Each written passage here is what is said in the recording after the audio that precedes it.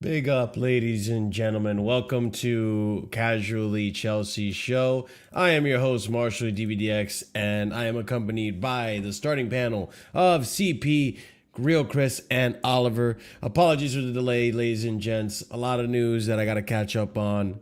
A lot of life that I have to do off of the stream that I just wasn't able to manage the time to get ahead of working on the show to start on time. So I'm doing a lot of catch up as we speak. But big up to every single one of you guys. Be sure to smash up the like button if you haven't done so already. Be sure to subscribe to the channel if you are new here. Check out the links in the description for more content from a lot of the people that we have on the panel, including myself. Be sure to leave a comment. Let us know your thoughts on everything that's going to be happening in today's show, every discussion that we're going to be discussing. And also, last but not least, check out the memberships. There's 4 different tiers that start off at 99p, which is less than $1 for the fellow Americans, and even for people in the UK, less than £1. So helps us out tremendously. Always a great way to support the channel, and you get some cool emojis out of that, which we're going to update eventually. So big up to every single one of you. Appreciate all of you joining in on the show today. And yeah, let's just go ahead and get started. We'll start by talking on the first topic we have here, which is something a little exciting. I proposed this multiple times in previous shows, but hey, it's here, it's happened, and yeah, we get to talk about it. So Chelsea have a new official beer partner. So let's go ahead and beer partner. Damn. And it's not Carlsberg. All right. So here we go. Official Chelsea Football Club today announces a long-term partnership with Molson Coors Beverage Company, bringing Carling, the lager brand most associated with football, to fans at Stamford Bridge and Kings Meadow from the 2025-2026 season onwards. So this has been, probably something that's been long awaiting. A beer sponsor. Did we have a beer partnership before? I don't know when was the. Actually, I should just Google this. I have no idea. No idea. You probably have to ask. You probably have to ask someone that has actually bought alcohol at the ground. Sponsor. Partner. I don't remember any, but there might have been. I know. So Chelsea's last beer partner was Singa Beer. The partnership with Singa was extended in 2012 for 5 years, running through 2017. Since then, Chelsea's current beer partner is Molson Coors, which is, for those of you who do not know, Coors Light, that company. And yeah, they bring Carling. There you go. That's okay. That's interesting. Yeah, so we haven't had a beer partner since 2017, pretty much. There's been no beer at the bridge. No, I'm just kidding. Imagine you guys. Nah, ban the beer, man. Ban it. Makes people stupid.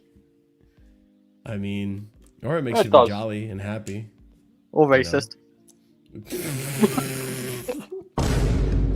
I don't know, man. I think you got to have something underlying if you're being racist. No, but it just comes out of you when you. That's my personal opinion, Chris. I don't think that's how it works, Chris. It does. No. I'm not saying it makes you be a racist. It doesn't turn you to it, but the inner racism, how you just turn me into a racist. The inner racism just comes out when you drink. Stop drinking. I gotta stop drinking. You know what I mean? To make me stop drinking. Oh my god. Inner racism just comes out. It just comes out. Oh Jesus Christ. It lubricates it a little bit. It makes it easier for it to come out. You know what I'm saying? God. Yeah. That's insane. Oh, come on. But You no, can't calm down. It's never changed, man. Never. This is good. This is good though. Like, I've never had Carling. I can't say I've enjoyed it. I've dabbled in it, but it's good. We have partnerships going on. A lot more than we were before. So on the business side of things, we're making money here and there. Like, we have partnerships with Carling. We had a partnership with FTP, that Vietnamese brand. We had a partnership with what was it? Ling Long Tires. Yeah. Oh yeah. Yokohama. Right.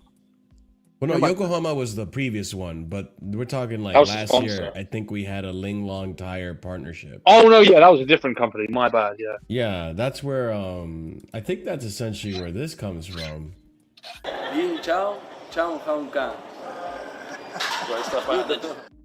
Just watching a shootout, man. Like thinking who's gonna win a shootout. I can't believe you still have that fucking. He loves Of it. course I do. I love this. His fucking face, man. At the end. It's I said it right. I said it right. Yeah, man's advertising for a language he doesn't know, man. Shut up, man. I know, man. Hey, nothing beats this one though. Don't forget chat. Maresca out, man. There we go. Fucking hell, I man. heard It was- someone buzz in as soon as I played that, and I thought it was Osimhen. I was like, wow, that timing is insane. But yeah, big up Scott. But yeah, pretty much. Yeah, Chelsea have a beer partner. Good for them. More money for the club. Another, and I think this is a decent partnership. Carling, I know of Carling. Never had it. I don't think we even have it in the States, to be honest. You're What does it missing look out, like, man. actually? You're Maybe- missing out. maybe we've had it. It's okay. Carling. It's better than fucking the dog water that is fucking Coors Light. Fuck that shit. Yeah, That's only Coors for Light poor sucks. college people. I know I used to be one. Fucking ass. I mean, you're not wrong. When I started drinking, that was like my first. ever Exactly. beer. That's everyone's North Yeah, that was my America's first kid ever. fucking for drinking experience. It's because like they had the bottles that turned blue when it was cold. Yeah, and I was know. like, That's so and for Canada, cool." it's God, you were it's young. called Molson Canadian. It's part of the whole. It's the same brand. Like, because it's Molson. Turns blue. What does that mean? Yeah. So we Chris have goes, this Molson God, you were young. Yeah. Yeah, no how old is shit. she? It I turned was blue. young. Yeah, that's when I had beer. How when I old was is she? younger. I think that's when I turned 21, because that's what in the States Oh, that's when you're allowed to Look drink at at these losers 21. at 21 drinking. Oh, fuck. I forgot. Yeah, you have to turn Look at these 21. losers, man. Yeah, that's why when you guys talk about That's why. No, I just beer, realized why and- you have to and wait there- till 21, man. Because you there think was it's cool something when like, it's I Yeah, blue. Canada's like 18, 19, depending on the. Bro, CP, when I saw the kids in the Chelsea room drinking beer, I was like, yo, what the fuck? They're not. Oh, wait, I'm in the States. Yeah, that's dude. In why. Germany, it's 16, by the way. So it's like. Yeah, they don't go fuck. Is this in 16 for Germany? bro. Yeah, I Yeah, know. apparently, Yeah. I mean, yeah, fair Go enough. ahead, Chris. What were you gonna say? No, 16, man. Fair enough. I mean, there's a lot of British people who do that as well, but normally with a parent, I guess. Yeah, I mean, as You long can't as you're really, not operating a drink too much. vehicle, you should be fine. But yeah, it is what it is. That's how they do it in Germany. So that's their thing. But yeah, good for Chelsea, a beer sponsor. Glad to see it. And hopefully we can be Portugal successful needs to score under this. that Don't partner. score. Are you at penalty shootouts right now? Yeah, Portugal won. Oh, Portugal just won. Damn. Oh, they beat Spain. Wow, that's a big deal. That's a big deal. It's a yeah, it's a Spain Nations versus League, but it Portugal, is a man. big deal. Hey, another Yeah. trophy for Ronaldo. Hold that, Messi. Hold that. Let's fucking. Yeah, no World Cup there. Days. Yeah, man. let's No go. World Cup. No World Cup. But does he But, have the? Hey, does he have the Nations League, Chris? No, he doesn't. He can hold. Nah, I guess not. All right, let's move on to the next topic, ladies and gents, which is going to be some comments that Maresca came out with. So we haven't heard from Maresca in a little bit of time since the season pretty much ended, and he ended it with, well, he didn't end it with this, but along the lines, this is one of the final quotes that we got towards the end of the because season. too young, because not experience, and unfortunately for them, they have been all wrong. All the ones, that they have the truth and they have the answer for everything. So in English, I would say F off to all of them. F off. Yeah. To all of them. But yeah, so we have some quotes here that he came out with recently, and I want to see what you guys think and if you're liking what you hear, because it wasn't too long ago we were really upset with the things he was saying. So we got to call those out, and we got to call out the good ones too. So Enzo Maresca, he was interviewed for Club World Cup, and he said, when you are at Chelsea, your goal is always to win. Our goal each and every single game will always be to try to win them all. You need to see it replicating coaches of years gone by as a source of fantastic motivation when we're there. That will be one of our goals, will be to try to win it. He also came out and said that it's not only exciting for my team because they have the opportunity to face different teams, but also for my coaching staff and I to face other coaches and their coaching staff. It will certainly be a learning curve as well because we'll learn many things in regards to how he feels going into the Club World Cup. And then he also said this in regards to Palmer. As I've said it more than once, Cole Palmer is up there with the very best, the top players who can produce something at any moment, create something out of nothing. He wasn't with me on the USA tour last summer, so it will be a chance for him to experience the environment there and introduce himself to America. So I'm assuming he didn't travel out with No, for the Euros. For the Euros, but we went to isn't the England final, going through qualifiers right now? Yeah, we just beat Andorra 1-0. Yeah. Okay, these are World Cup qualifiers. There's right? only one friendly left in this international break, and then he'll be with us for the Club World Cup. Oh, so he did travel. Yeah, he played. He played against Andorra the other day. Okay. Reese and Palmer all played. Yeah. Okay. Yeah, it is. No start. So then they're gonna come and meet the rest of the team in the States. Then I'm assuming. I think after the. Well, I don't know what they're doing about. They have a friendly next. I can't remember who it's against. Yeah. Whether they play that remains to be seen. But Tuchel lets them off or not. Otherwise, they're Who are joining they playing us against, near Scott? the group stage. They're playing Senegal, and based on what Tuchel said, there's no chance of them being released early. great. Yep, you didn't know this? Yeah, it's Can we start friendlies, man? What's the point of friendlies? last week? That's what Scott was saying last week. Tuchel's gonna fuck us over. Yeah, like we're to- going into that. We're going into the game against LAFC with our left winger currently being Tyreek George. Yeah. I mean, we'll win that, but still, like.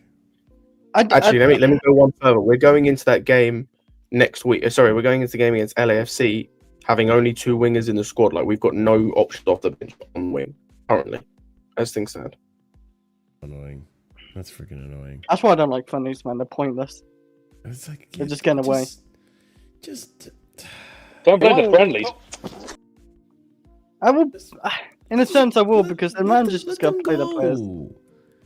Go. You already know the quality you have with Reese. With Yeah, Cole. but you have to get the how you want to play the game, right? Like, because you only have They're to your get that for the World Cup. system ingrained and all that stuff. Like, Yeah, let's play Jordan Henderson in a World Cup qualifier. Yeah, that's gonna get us ready. Well, he's the one who wants the leadership, right? So that's why he's brought fucking old man Henderson back, just like Ancelotti's brought back Casemiro. Yeah, Wait, who did Ancelotti's Ancelotti bring back? Yeah, Ancelotti brought back Casemiro. You know this?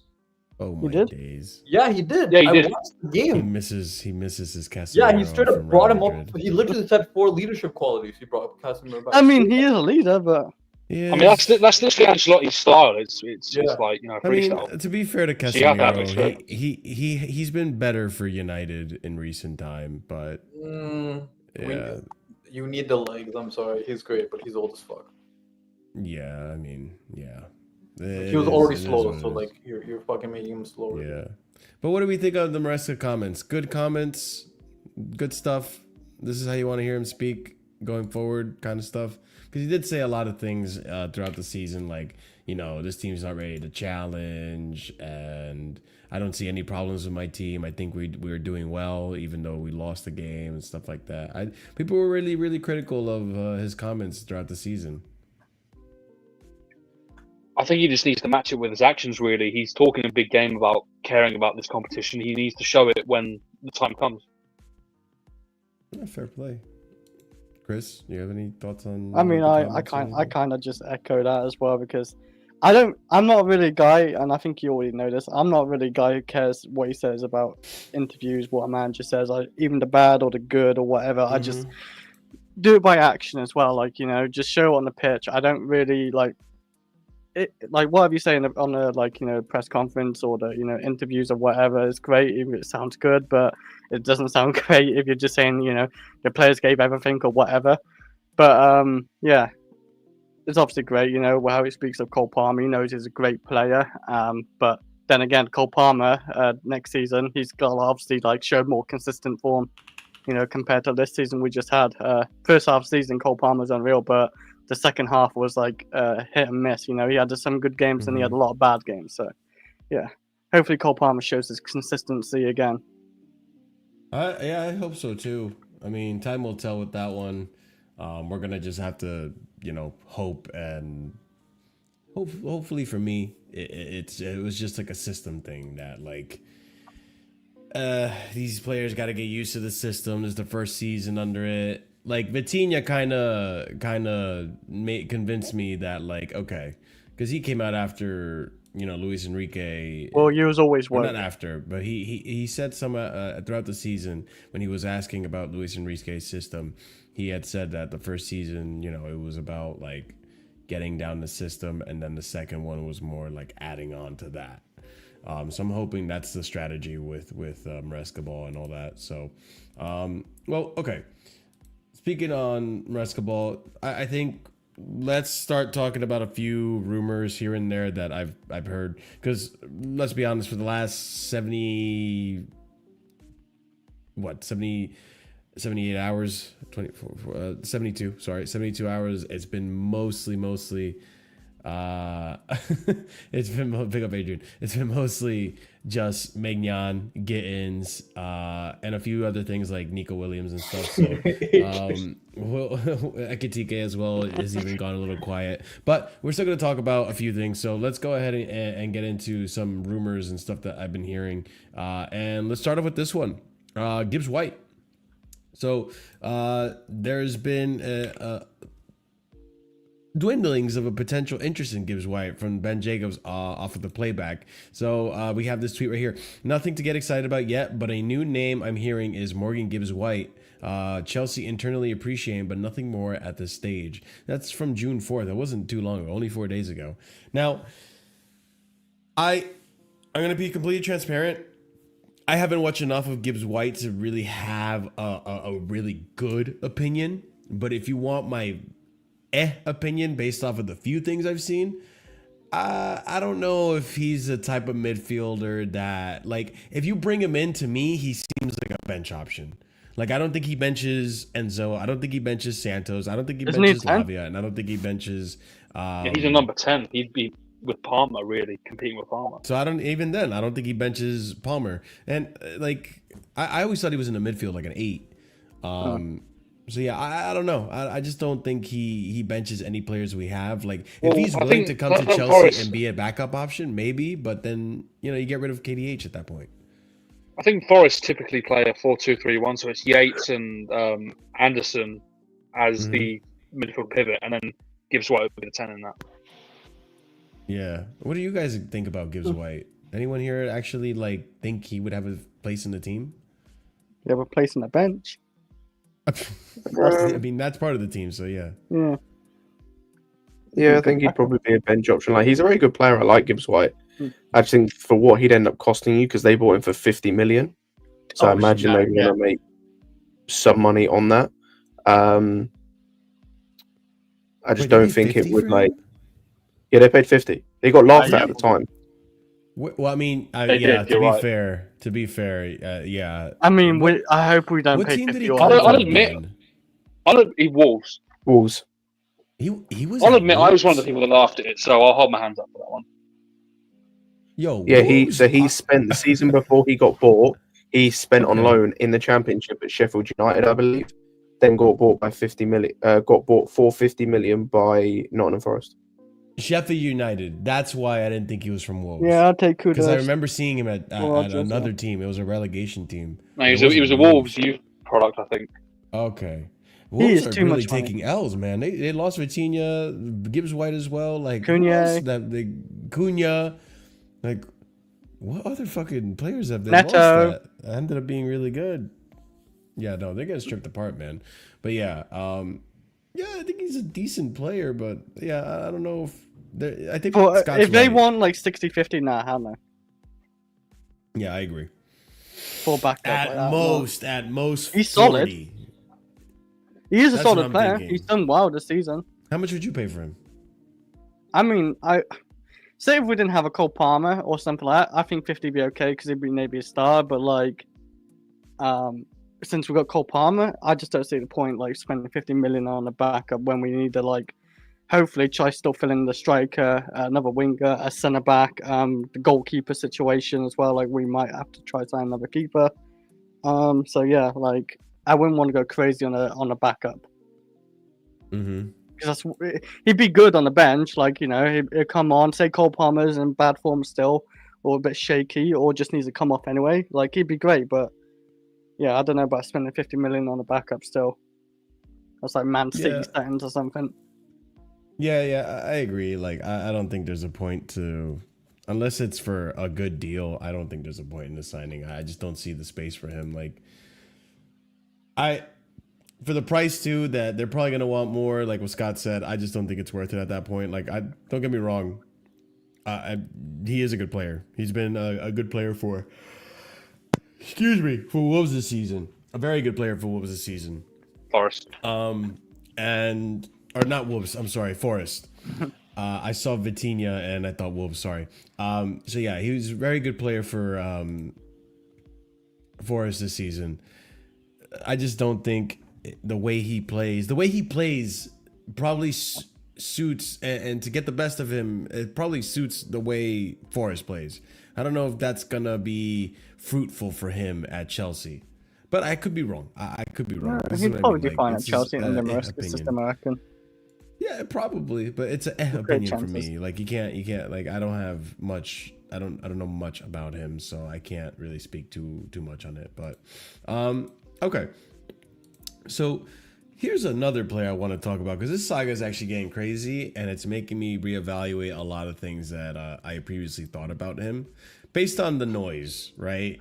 We'll see how this saga ends up, and I think a lot of people are looking at it because a lot of people are in the striker market, and that's Osimhen. So I've left this topic alone for a little bit just because, like, I mean, it's nothing related to Chelsea. It's all been like Al Hilal this, Al Hilal that. Galatasaray coming in, Al Hilal that. So here is some things that I found, and there's been a bit of development in recent days on Osimhen, so I wanted to bring it up. So this came out a few days ago. Al Hilal have now left the race for Victor Osimhen. They offered him a contract worth 35 million euros a year, but his demands are too high. He's too expensive, and they will focus on other strikers. This is from Santi JFM. And then today, we got this breaking. Victor Osimhen has rejected Al Hilal proposal. Despite agreement club to club with Napoli for a 75 million euro fee, Osimhen says no to the Saudi Pro League. Galatasaray will insist to sign him with the race now open. How much can they offer them? Like Galatasaray? I don't know, and I can't imagine it's more than Rumor was 23 million pounds. That's still less than the fucking 840k a week. This would 23 million pounds euros is about 440 euros or pounds. Quite a lot still. So it's basically half of what Saudi's offering. So if this is true from Calcio Mercado, Victor Osimhen has rejected Al Hilal for a third time. Apparently it's been 5 times, to be honest, but the first bid was 30 million a year. The second one was 35, and then he was offered 45 million euros a year. Continue on here. Al Hilal did not understand the mentality of Victor Osimhen, who first accepted the economical conditions of their offer before asking for even more money. The Saudi club are now working on different targets, and that's coming from Sasha Tavoleri. Bucilaba, which is a name we've associated with him, with Osimhen since the last summer where he kind of made his breakout. Apparently he's got the inside scoop on Osimhen. Came out and said Victor Osimhen rejected Al Hilal's 5th offer. So he's saying there was 5 offers. It's not about money. He wants to stay in Europe. And then, I mean, I will comment on that in a minute. So then we have here breaking: Al Hilal are now interested in signing Victor Gyökeres after being rejected by Victor Osimhen. Guys, like what the hell is going on here? Because on one hand, you know, CP said it, right? Like they did offer him, Galatasaray offered Osimhen a deal. It's not been accepted. It's not really been much of a talk on it, and it's been a lot of the Saudi stuff. And he's rejected all the Saudi bids. So if we're looking at the figures and if they're real, he's rejected 45 million euros from Saudi. Why the hell was he asking the AI if he was Victor Gyökeres, would he sign for? So yeah, sign for him. Like, is the AI person say, yeah, I would sign for him? I don't know. But like, if it's not for the money and if you want to play in Europe, then why aren't any other clubs going in for him? And I'm starting to think part of it might be this is just too much noise. This is just too much of I think Osimhen is starting to show that he is being very difficult to work with. And that doesn't help in any negotiations. Well, or in any I can understand them not want to go to Saudi though, because you don't get Champions League football. So that could be a big part of the reason why he wants to stay, like, for playing Turkey, obviously they can play in Champions League football. Go to Chelsea obviously for less money. If he did, he could still play for Champions League football. So I think that's a big reason why it just shows I don't know, he doesn't really care about like getting 100k a week at the minute. He's 25, he's quite young, so he just doesn't want that move right now. So I don't know if it's just like him hard to work. I mean, yeah, he's a bit hard to work with right now with the contract talks, but it's not like that though. I don't think it's just him doesn't want to go, like, not play Champions League football. I'm sure if you can play Champions League football in Saudi, he'd probably go. But then we come back to the same question. So why isn't Real Madrid going in for him? Why aren't you know the answer, don't you? Why aren't we going in for him? Why isn't Liverpool going in for him? Why isn't Arsenal going in for him? You're on about Osimhen, right? Yeah. I mean, with Real Madrid they got Mbappe, so you know why they ain't done it. Mbappe can play on the left. Okay, then where does Vinny go? Where does Vinny play? Wait, one more time? They're going to start Vinny on the left. Mbappe's not playing on the left. Until they sell Vinny, they're not playing Vinny as a striker or on the right. You have a better chance of playing Mbappe on the right because he's played that before, at least in PSG. I don't know. With the Liverpool one and maybe us as well, it's a wage thing as well. But I don't know. Going over 300k a week straight off the bat, I don't know how much he's really demanding at Chelsea, but it's a lot of money just going off the bat. I would want to go at 250 or something with Chelsea, and he can earn his way up from there. Osimhen has family. It's not just money.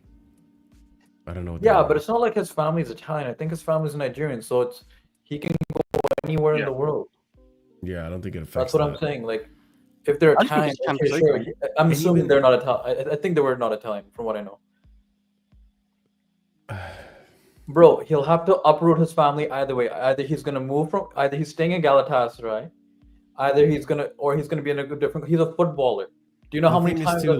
Caicedo's not struggling. Caicedo's not struggling to uproot his family. Lukaku has a family. Lukaku left. Lukaku went to Inter Milan. He should change his agent again. Yeah.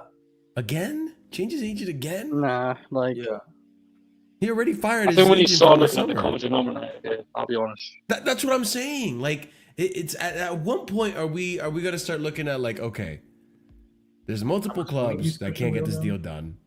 Napoli don't want you anymore. Galatasaray, they would love to have you back, but they had an offer. Correct me if I'm wrong. Galatasaray haven't had any offer accepted. They have Galatasaray apparently have agreed to match what the first offer that Al Hilal put in, but they haven't actually agreed anything with Napoli.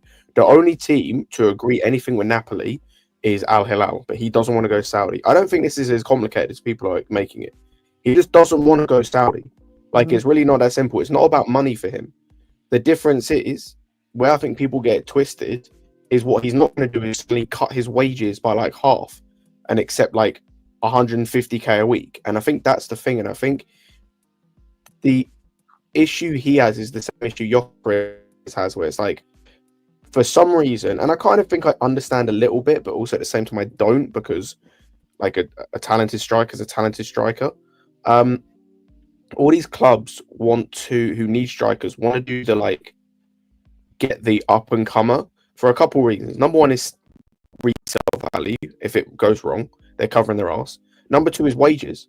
Especially with what the Premier League are going to be doing as of not this season, the season after, and what UEFA do. If they can get someone like an Ekitike, a Sesko, or whoever on lower wages, it ends up being better for them because they can still amortize the contract out, but then it means that their wage budget isn't as high as it would be if they went and signed a Gyökeres or an Osimhen. so they're not getting fucked over when it comes to like FFP for UEFA and for the Premier League. Specifically talking about Premier League clubs. I don't know how it works in other countries. I know Spain, for example, have a salary cap in that league. So yes, I think that's what it is. Like, yes, and that's why Barcelona keep getting fucked. It's not because they can't find players; it's because they can't register players because they keep hitting their salary cap all the time. With De Jong and stuff still, yeah. But I think that's why. Like, look around world football at the moment in terms of the top teams. Chelsea need a striker, but they want to do this young thing because again, it's resale value and it's about being able to offer incentivized contracts that start low and get high if they hit certain things. And those certain things, if they hit those, we make money anyway, so we end up being successful. Arsenal, again, trying to do the same. And I also think, I've said this before, I think with Arteta, it's just an ego thing. He doesn't want to have to deal with egos. Look at what happened last time he had a striker with an ego. They got in a fight. Liverpool, I think Liverpool, for me, it's just a case. They're just focusing on something different. Like, they're in a position where, like, I think for them, it's more important they get the Wirtz thing done. Then I think after that will be a striker, but then they're in a position where they need to sell one of their strikers first. Like they probably need to move Diaz or move. No, but I'm saying Scott, they're still going for a young striker, right? In the sense of the only striker they've been linked with is a young, like you were saying, a young striker who's not on too much wages in the Bundesliga and Ekitike. 100%. I also think as well, it's just for them not the priority position. Yep. The priority position for them is getting Wirtz, because also with the Wirtz thing, I think this has been mentioned on a different stream that I was on. With Wirtz, they have a guy who is not going to directly replace Salah, obviously, but he can replace Salah in terms of the talisman kind of point, from the talisman point of view. Yeah. So then you can, like, next season may be the season where they go all in on the striker, or they may do it later on in this window if they manage to get rid of like Nunez or something. United probably will end up getting Gyökeres, but that's because of Amorim and their fucking owners love just going and getting whoever the manager wants. Juve have already got Vlahovic they need to get rid of. And rumors they already getting Retegui though. Rumors they're going for Retegui. Potentially, but they also may end up keeping Kolo Muani. But again, all of this relies on getting rid of Vlahovic because he's on 500k a week. Yeah. Barca don't need a striker. Barca don't need a striker. Real Madrid may need a striker. Bro, where the fuck are they fitting a striker in every other player they've got? If they need to at least see what happens with Xabi Alonso.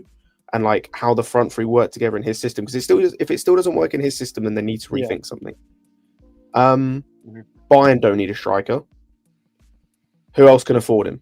PSG doesn't need a striker technically. PSG doesn't need a striker. They just won the Champions League without one. Yeah, so they're not going to get. And again, they probably have to sell one of Kolo Muani or Ramos first, just from a logistical point of not that they need to sell, but just for them, it probably makes sense to get rid of one of those two guys first. Inter's going for Rasmus fucking Højlund. Yeah, Inter don't need a starting striker. Like Inter literally, they don't even have that much money anyway, but they already have two starting strikers. Yep. If Højlund comes in, he's going to be the backup. There's no top team that either needs a striker or is willing to pay the wages and whatnot because of just the situation. So like, it sucks for him, and it's the same with Gyökeres. Like, it really sucks for him. That it's just the market, not even the market, just the situation in football for him is just a bit shit at the moment. I still think it's nuts that we're not looking at him. Like, we should be going all in for him, because you go and get a guy like Delap or an Ekitike, one of the two, on cheaper wages, who can learn off him, and you've got a certified gunman who can teach these guys. So in 3 years, 4 years, whatever, maybe when he starts it, I know he's not, to be fair, at that point, when he be like 29, because he's like 25 at the moment. But you have someone who can... 26, whatever. You have someone who can be here for a few years and do bits. You don't even need to pay him that much. You just need to pay him what he's worth, which honestly, I don't understand. Like, I don't see any reason why he wouldn't accept like 200k plus bonuses. And he's worth that. So it's just a bit nuts for me, to be honest. But the one thing this shows to me above all else, sorry, Marshall, the one thing, just quickly, the one thing it does show to me above all else is that all those people who said he's just in it for the money, you're full of shit. He's not in it just for the money. If he was just in it for the money, he would have gone Saudi time ago. He would have pushed as far as he could go, and then that 45 million a year he would have taken. He would have bitten their hand off if he was all in it for the money. That's crazy. It's not all about the money. How much is Ronaldo? The reason why he wants as much money as possible in my mind, and this is purely speculation from my point of view, the reason why he wants as much money as possible from Saudi is twofold. Number one, the way you get paid money in Saudi Arabia is way different as a footballer. You have to be there a certain amount of time, otherwise you don't get the full amount. That's why Jordan Henderson, when he terminated his contract at Al Ettifaq, forfeited a large portion of the wages he was on. Because if you don't stay there, if you leave early, and it's not a case of you get forced out, you lose a large portion of the wages that you actually, like, you lose a lot of that. You have to stay there a certain amount of time to get all that money. The second reason is, bro, if he's going to kill his career, basically, in terms of go to a league that isn't beneficial for him, doesn't really help him in any way, shape, or form, in terms of getting back to Europe and getting to the top, there's got to be a huge financial, bro, and we're looking at probably best paid player in that league level of, that's the kind of money I need to go there.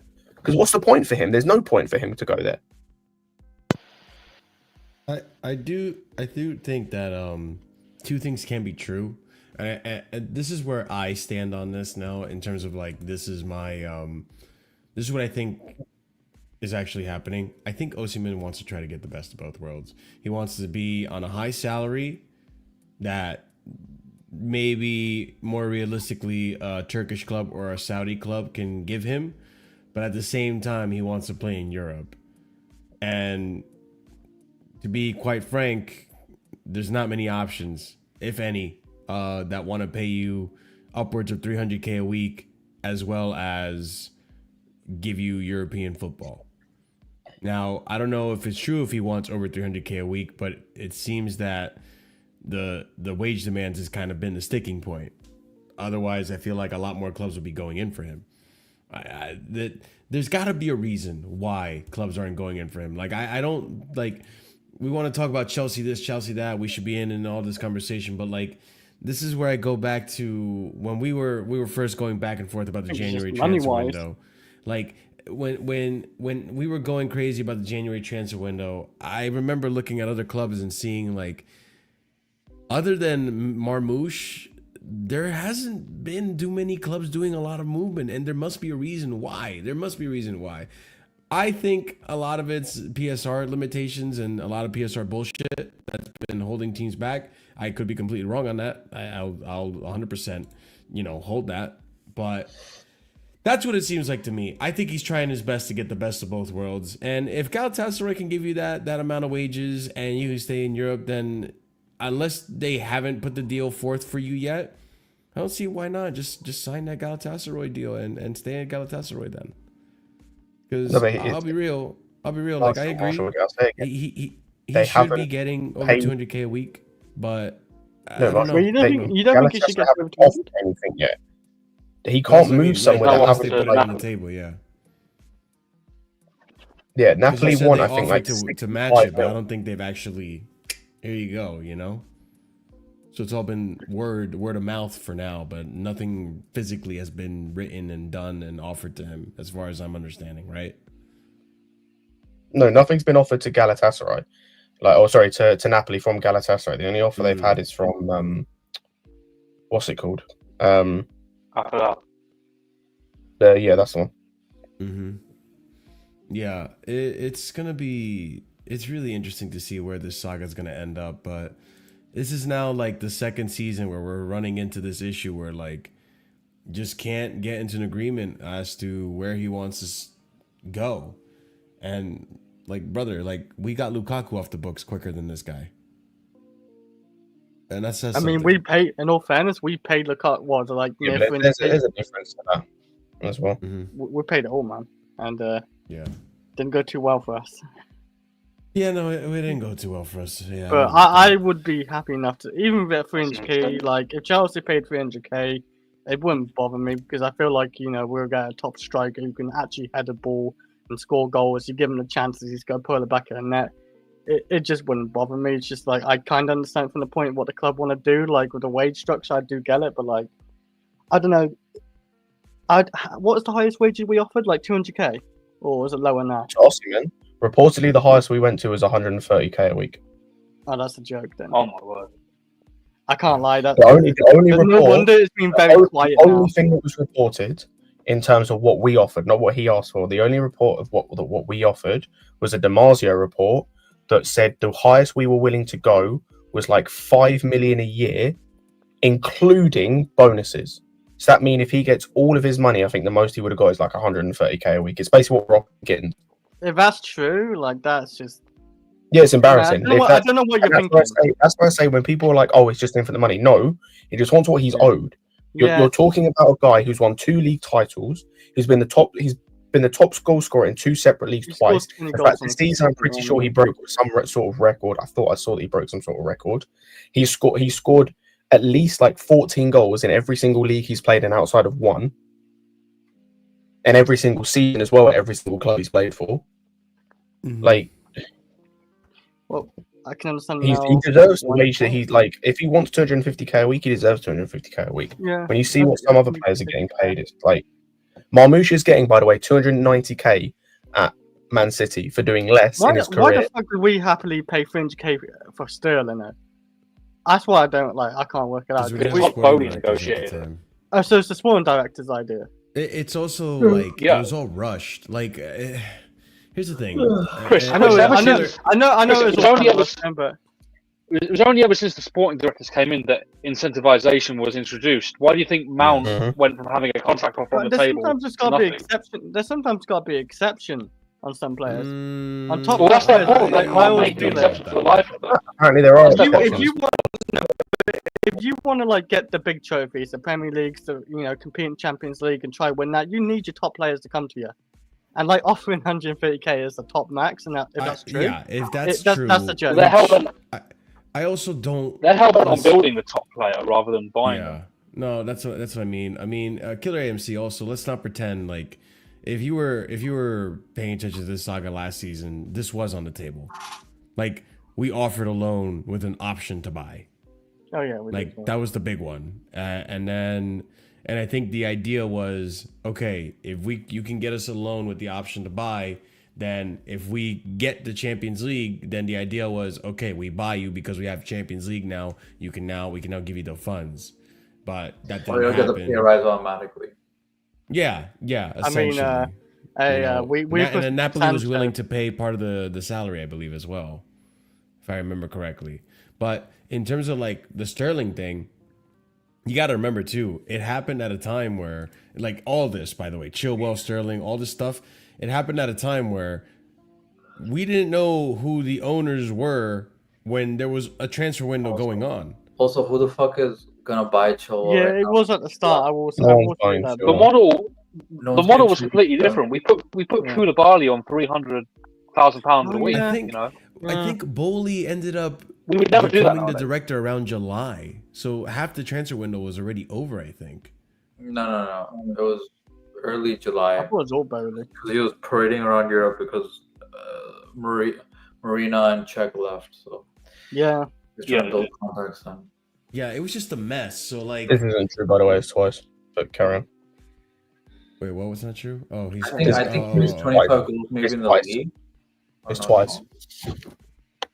Oh yes, technically because Gala. Yeah, he did this. JC, he did this in Napoli and he did it at Galatasaray. Yeah, that's actually true. Yeah, so it's I've given up on it at Chelsea. What I don't get JC's comment is the thing is he's not a proven success for EPL. No one is. Well, yeah, we bought fucking Shevchenko. So yes, no one is. If we literally bought the Ballon d'Or winner from 2 years ago when we bought him, then no one is. I agree. We fucking bought Torres, who was proven at the time, and he flopped. So technically, no one is proven. I hear this, by the way, but at the same time, we're about to spend £84 million on an unproven 22-year-old striker who's had like one good season in the Bundesliga. Well, yeah. Let's see how. But again, the reason being is twofold. Like I said, it's resale value if it goes wrong. It's thinking about worst case scenario, and it's also wages. It's the fact you can pay Ekitike half of what you can pay Osimhen. But there's a reason why you pay him half. It's because he's shown nowhere near the same level of kind of track record of goal scoring of anything than Osimhen has. Nowhere near.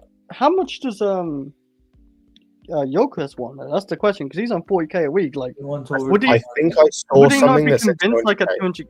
Yeah, what isn't 200k? Like, is that really that bad? Like, Adrian, that's facts, by the way. If we end up with both our strikers, or one of our starting striker getting 15 goals next season, I don't want to see anyone fucking complain that is advocating for us not to get Osimhen. I don't want to see a single person complain. Because if you complain, you're a dickhead. That's expected output of Osimhen. That's facts, bro. Like, if I'm seeing like Delap is a different story, right? Because at least with Delap, it's like, okay, I can understand what they were going for. The Ekitike one is the big one for me. If Ekitike comes in and gets basically the same amount of goals as Jackson did last season, what was the fucking point? I don't want to see none of you man complain. I don't want to see any of you complain that are like bashing this Osimhen thing. No, but the thing is, like, I'm not going to complain about the club not getting Osimhen. I'm going to complain about Osimhen not being reasonable. Define reasonable. Wait. What do you mean? This goes like, we need this saga to end because I need answers. I need to find out. No, dude, the why saga's is it- dead. The saga's dead. I don't give a fuck about, like, it's not happening for us. I know it's the not saga's happening for dead. us. I mean, I need to find out where this motherfucker's going. I don't Like, care. I don't give a fuck. and when he goes, what did he agree on? Because, listen, you don't end up at Galatasaray by accident because you were reasonable and you turned down a bunch of bids and stuff. Like, let's be real about this as well. There's a reason he ended up at Galatasaray. It wasn't an accident. But last season, part of it was not him, right? Because there was Saudi at that time, and he was apparently more willing. But then his agent fucked it up or something. His agent fucked it up because he was trying to. Last season with Saudi was a straight no. Like, at least this season he's been more reasonable. This season he's heard him out. Last season with Saudi it was a straight up no. Like, it was just no. Saudi. Okay, this is what I mean. Like, because no one knows the truth really. Because what I remember of the story was that he was pissed off at his agent that Saudi walked away from the table because they wanted to wait to see if Chelsea would buckle to their demands. That's what I remembered. Yes. Exactly. And then because Chelsea didn't do it, Saudi was like, "All right, we're gonna fucking walk away because you don't want to take our offer." And then Osimhen was pissed off, and that started a whole fiasco. So again, we're only looking at part 2 of this already. That's why, like, and let's not forget too, like, last season, there was links to United, there was links to Arsenal, there was links to I think was Liverpool linked to it, maybe I don't remember. Obviously Galatasaray was in there at the end. We were linked to them, but he's still. No, Galatasaray was only there because the transfer window in Europe closed, and Conte didn't want him, so he was going to be on their version of the bomb squad. Yeah, I think that's why eventually, because I know people saying, I know you brought up Marshall about the loan. I think the loan to Galatasaray only happened because that was literally like last chance saloon, otherwise you're stuck playing no football for 6 months. So it was a case of like, I think the thing with the loan move, and I understand, like, if I'm trying to think of this from Osimhen's point of view, right, like, all of this is speculation. If I'm trying to think from his point of view, if I go on loan to a club, there's no guarantees for me. Like, I could spend, it could go really well for me, it could go really bad. I don't know how it's going to go. And then I'm back in Napoli and I'm in the same situation where I'm stuck. Whereas at least now, it went really well for him in Galatasaray. He has got that option if he wants it. Like, it did go really well. But he's thinking at least, oh yeah, like, this also happened. I forgot. Sorry, Scott. Sorry. Oh, this is also true. But I just think I think there are also reports of him just saying flat out no with Saudi as well. Yeah, I think with the Osimhen thing, I think it was a case of like, when he had the opportunity to, he would have preferred a permanent because there's more guarantees for him. Like, at that point, whereas a loan, there's no real guarantees. It can go either way. Obviously, you back yourself. I imagine that he backs himself to do well, but there's always things can happen and whatnot. Yeah. By the way, could you bring up that last comment? Because he's not the exception to the rule, by the way. Because we wanted to. Wants to break the bank for the. That's cool. That's cool. Cool. Do you know why I'm going to blame the directors and the owners? Because we did the same fucking thing for Elise. Yep. Yeah. We did the same thing for Elise. We told Elise we'll give you 110 grand a week or whatever it was. He laughed in our face and went to be the best player in the league for a title-winning buy. Palmer and Elise on our fucking Oh dear. Oh dear. Oh, he would have. He But that's has the more thing. combined GA than all our fucking wingers. Yeah, I could just imagine him, He has more combined GA than Neto, all Madueke, Cole Palmer. We could have got him the year before as well, but we decided to tap him up like weirdly. So Yeah, Palace like, decided to like Van Dijk. try and do stupid What stuff. does that even mean, though? Because we were Like, tap him up weirdly. Like, what does that mean? Like, well, no, it's because it's. No, it's 'cause I think it's Virgil van Dijk's how a you. player. mhm. Yeah, it's how you like. I think that as I understand it correctly, and I might be getting it slightly wrong, but you can't like speak to the player too much about like contracts and stuff. Like, there's only so much you can speak to the player and his agent about in terms of like swaying their decision, I think, or something like that. Yeah, before you start talking, so obviously you can agree personal terms and stuff like that, but it's other stuff you can do. And no, he didn't just reject. Choose Bayern because of UCL football. Yeah, they're paying him the over double. Over double. Let me repeat that. Over double what we offered him. Yeah. And he Part has of more it too. combined GA than all our wingers combined this season, by the way. I'm just Forget talking about GNA. He was the best player. He was the best player for a title-winning team. Dude, we could have just, if we had Elise, we would have just needed a left winger and just a striker. And oh my god, that attack would have been. No, it's fine though, I because would have been okay with Neto, Madueke, him, the and wage Cole budget Palmer. works. The wage budget works. We've got Pedro Neto on 150k a week, but the wage budget works. But here's the thing. In regards to Olise, I think part of it also was that, and these guys are not the only ones to say this. Olise's camp is these guys, by the way, when I say that. Oh. Olise's camp complained that our negotiators, and I am assuming those negotiators are going to be when Stanley and Lawrence Stewart were unprofessional in the way they were working. They were they wanted to negotiate to get the deal done, but at the same time they were talking to Esteval and trying to get that done. And it kind of gave that semblance of like, wait a minute, so am I going to be the first one? Are you going to prioritize this and get this deal done? Or are you going to fuck around and focus on other shit? Well, I need to, there's multiple people's opinions I disagree with. Let me go with JC's first. You're saying what the question of Esteval is question of competing with Palmer or Esteval. First of all, Palmer's cam and Esteval would be backup right wing. And we're apparently interested in fucking getting Mohamed Kudus. So wouldn't that be the same thing? Or if we got Rodrigo, if he's available on the table, we're going to try to bid for him. Wouldn't that be also hindering fucking Esteval right now? So that makes no sense. Second one, the Susky guy saying Scott prefers 7 years of the Roman.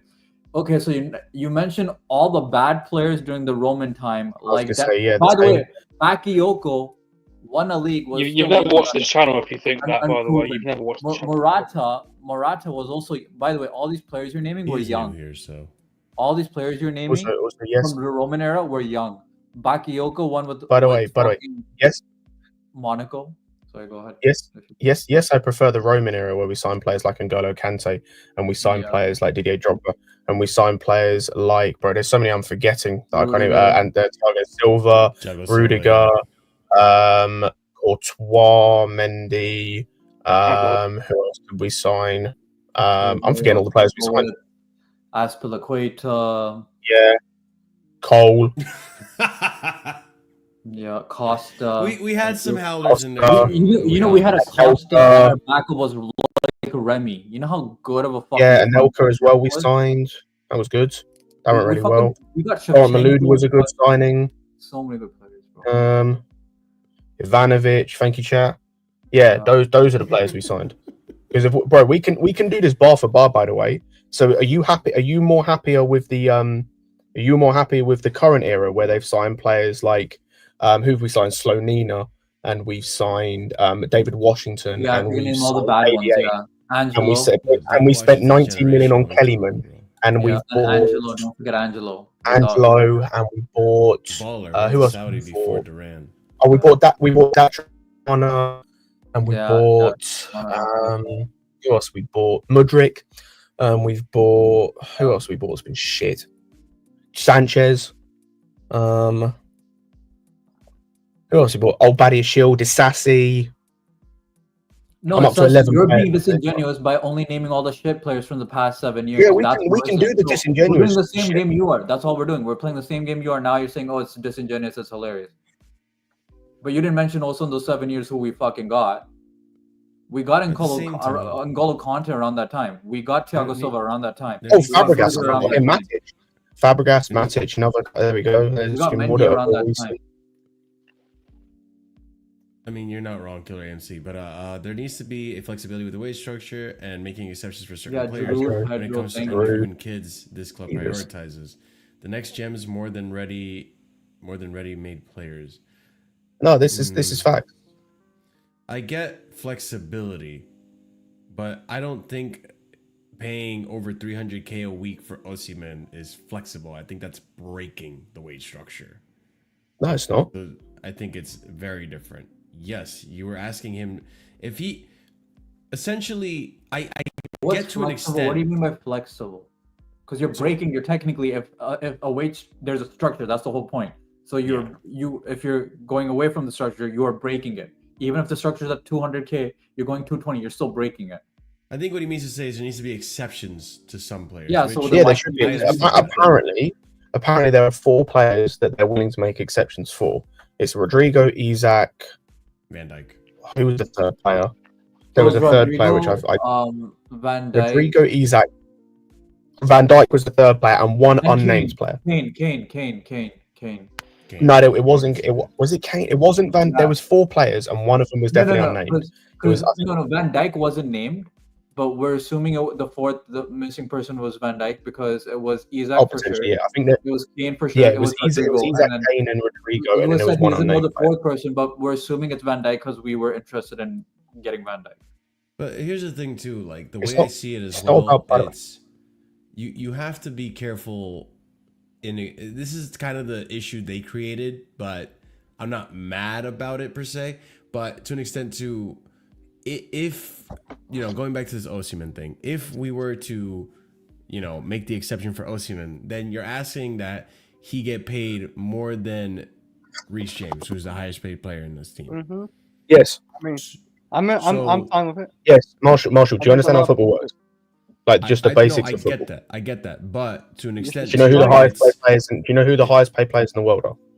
I understand that, but to an extent, we know Reece James has earned that wages through performances. But do you think Reece will have a problem with it? I don't think that's the second part of no, it that no, I'm thinking. No, like, I don't care. You can't do this. I don't care. I don't think he will. No offense. I don't give a fuck about what my right back thinks. Because I was gonna say, wins games. I don't give a fuck about the right back. I don't care if he's captain. He's my right back. I don't give a fuck. As long as he's scoring goals. By the way, if Osimhen is scoring like 20 goals, the whole team ain't got an issue. I'm sorry. When we went for players like Shevchenko, I'm not like, oh, what is John Terry gonna think? My center back, what is he gonna think? What is all his wages? What is he gonna think? No, fuck off. The only thing Reece James should be thinking about is crossing the ball to Osimhen. And like putting it in the net. I say this because you look at the likes of Mason Mount and Havertz and how they ended up leaving our club. Not that we wanted them, but they saw how much other players were getting paid and said, you know what? If I'm not gonna get paid the same amount Raheem Sterling is getting paid, then why the fuck am I gonna stay here?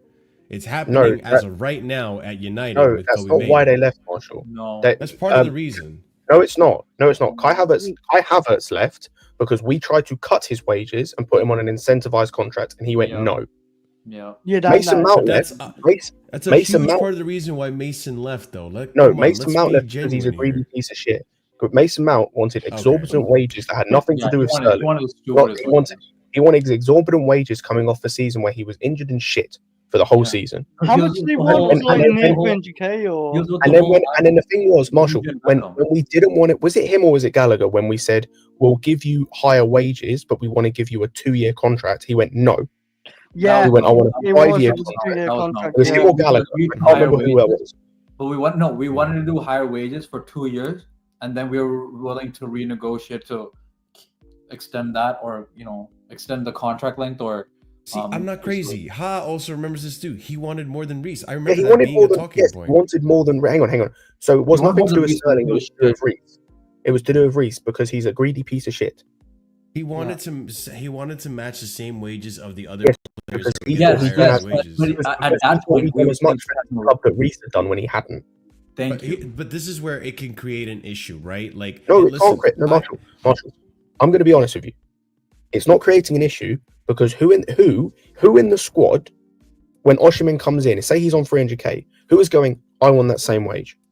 No one, especially if he's banging in goals. No one's gonna go. This is also assuming the best outcome, right? Which is he comes into Chelsea, he bangs he gets you 20 plus goals a season, and it's like, okay, cool, you deserve that wage. What happens if that doesn't happen, right? Because we always talk about Prem proven, the Premier League is a more physical league, players come here, it sometimes doesn't work out, and all this and that, right? And I don't think that's going to be the case with Osimhen. I do think he comes into the Premier League and works out. But in the case that we have a Lukaku-esque type of performance where it doesn't work out, doesn't give us enough on the pitch, and the performances aren't there, not 20 plus goals, then you look at the other players saying like, well, he's on 300 plus a week, and I'm working my ass off. I have similar output to him. Whatever player that may be, Delap or Jackson, I'm not saying it's going to happen. It's a hypothetical. Then it causes a disarray. You know what I'm saying? So no, it doesn't. Making you know why? Because rule. When Shevchenko didn't bang, you know what the players did? They still fucking performed, didn't bitch and whine. We won shit and we let go of Shevchenko. Yeah, well, now we're in the TikTok generation now, Curry P. We can't go back. We can't do this TikTok generation. First of all, it's Reece true. was the most fucking quiet. It's true. No, but if we're talking about Reece specifically, because that was your whole point, the man is the most quiet fucking I don't give a fuck, I'm about my business ever. So if anyone else wants to get judged, I don't give a fuck. I don't think Reece should give a fuck. I'll be honest. None of them have done. You know what? But Reece is probably the only player in this entire squad whose opinion I care about because he's won me something important. All the rest, I don't give a fuck about your whiny bitch ass complaining. I don't care. I don't care what you think about you're not getting paid enough. Until you win me something, you have something proper. You have no right. I mean, you have a right to complain. I have a right to not give a fuck about you complaining.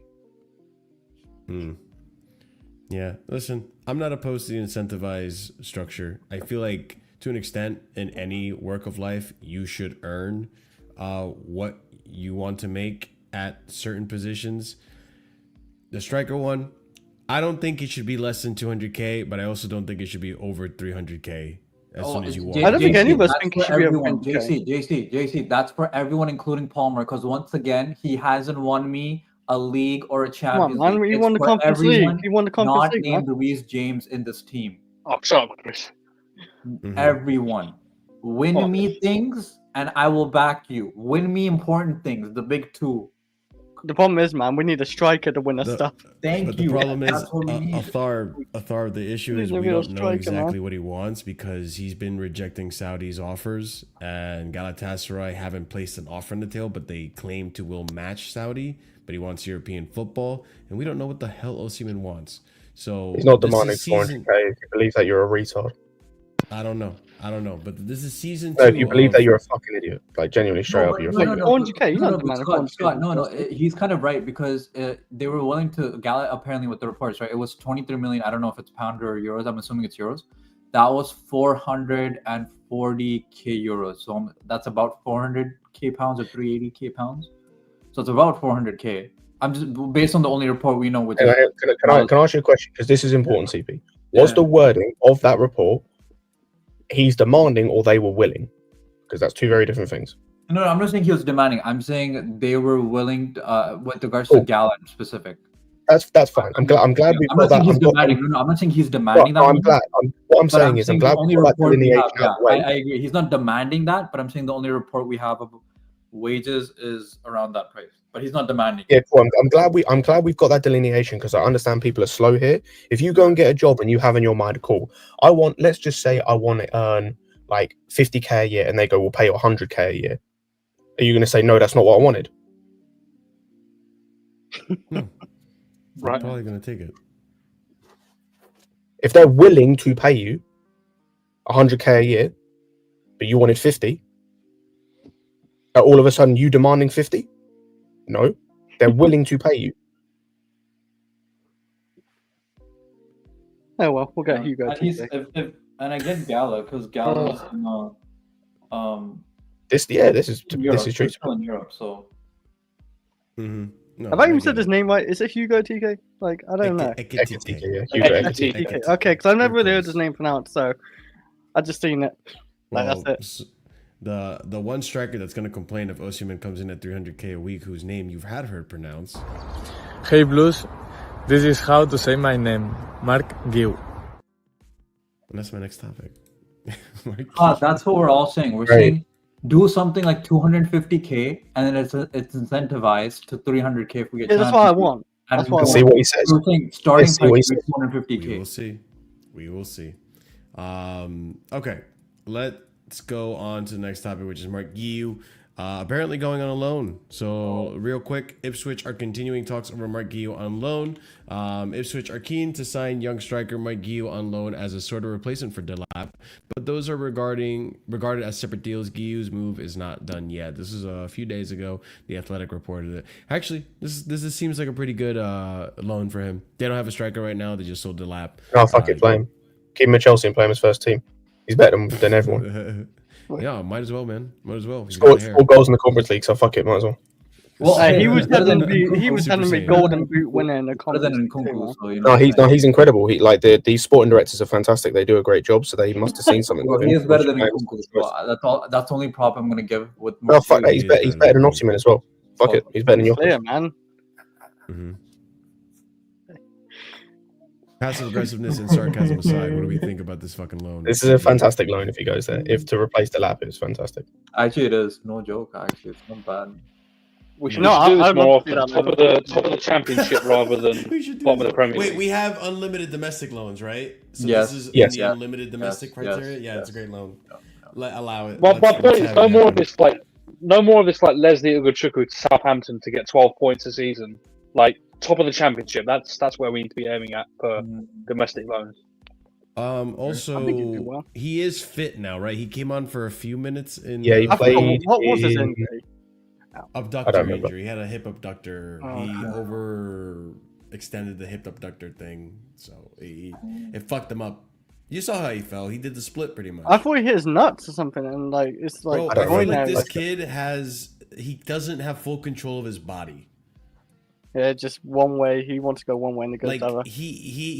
I don't think he understands how to control his body fully. Because you remember when he ran into the post and then he did the split thing? Like, Jesus Christ, like he's like one of those anime characters where like they're so much stronger than what they actually are capable of. So he's gonna become like Goku or something. You're saying? Is that anime? I don't know. We could hope. Yeah, that is anime. You're not wrong. It is anime. I thought he's like nodding his head. It's like no. You're not wrong. I thought he's nodding his head like he's not like anime or something. I swear he was. Oh shit! He did slip. I forget what game it was. Oh, he's Naruto. Is Naruto powerful? I don't know. Yes, you're good. You're good. I know my character. Yeah, he knows that. I don't watch it, but I know some of the big ones. This is the only anime whales. Okay, fair enough. But yeah, this is a good loan. Good for him. Let's see how it goes. Hopefully it actually goes through and no issues. The other guy we need to talk about in that position as well is Nkunku. Nkunku apparently leaving.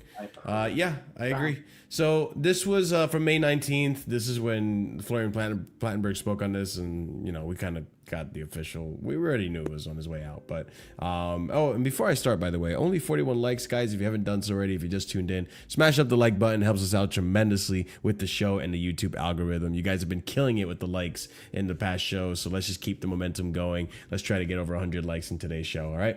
So, anyways, Christopher Nkunku will leave Chelsea this summer. The decision has been made, as previously reported. A permanent transfer is planned, not a loan. FC Bayern still monitoring his situation and remain in contact with his management. However, nothing is advanced on this stage. Other top clubs also interested in Nkunku. So more recently, we have Ben Jacobs reporting that Nkunku is expected to leave Chelsea this summer. Bayern made an approach in January, and Nkunku is keen. Chelsea wanted 60 million euros plus back then, with a view to getting back more than what they paid. Nkunku would welcome a new Bayern bid and is also open to staying in the Premier League. Understand Spurs have inquired and are most concrete Premier League suitor currently, but links with Newcastle and Liverpool are wide the mark.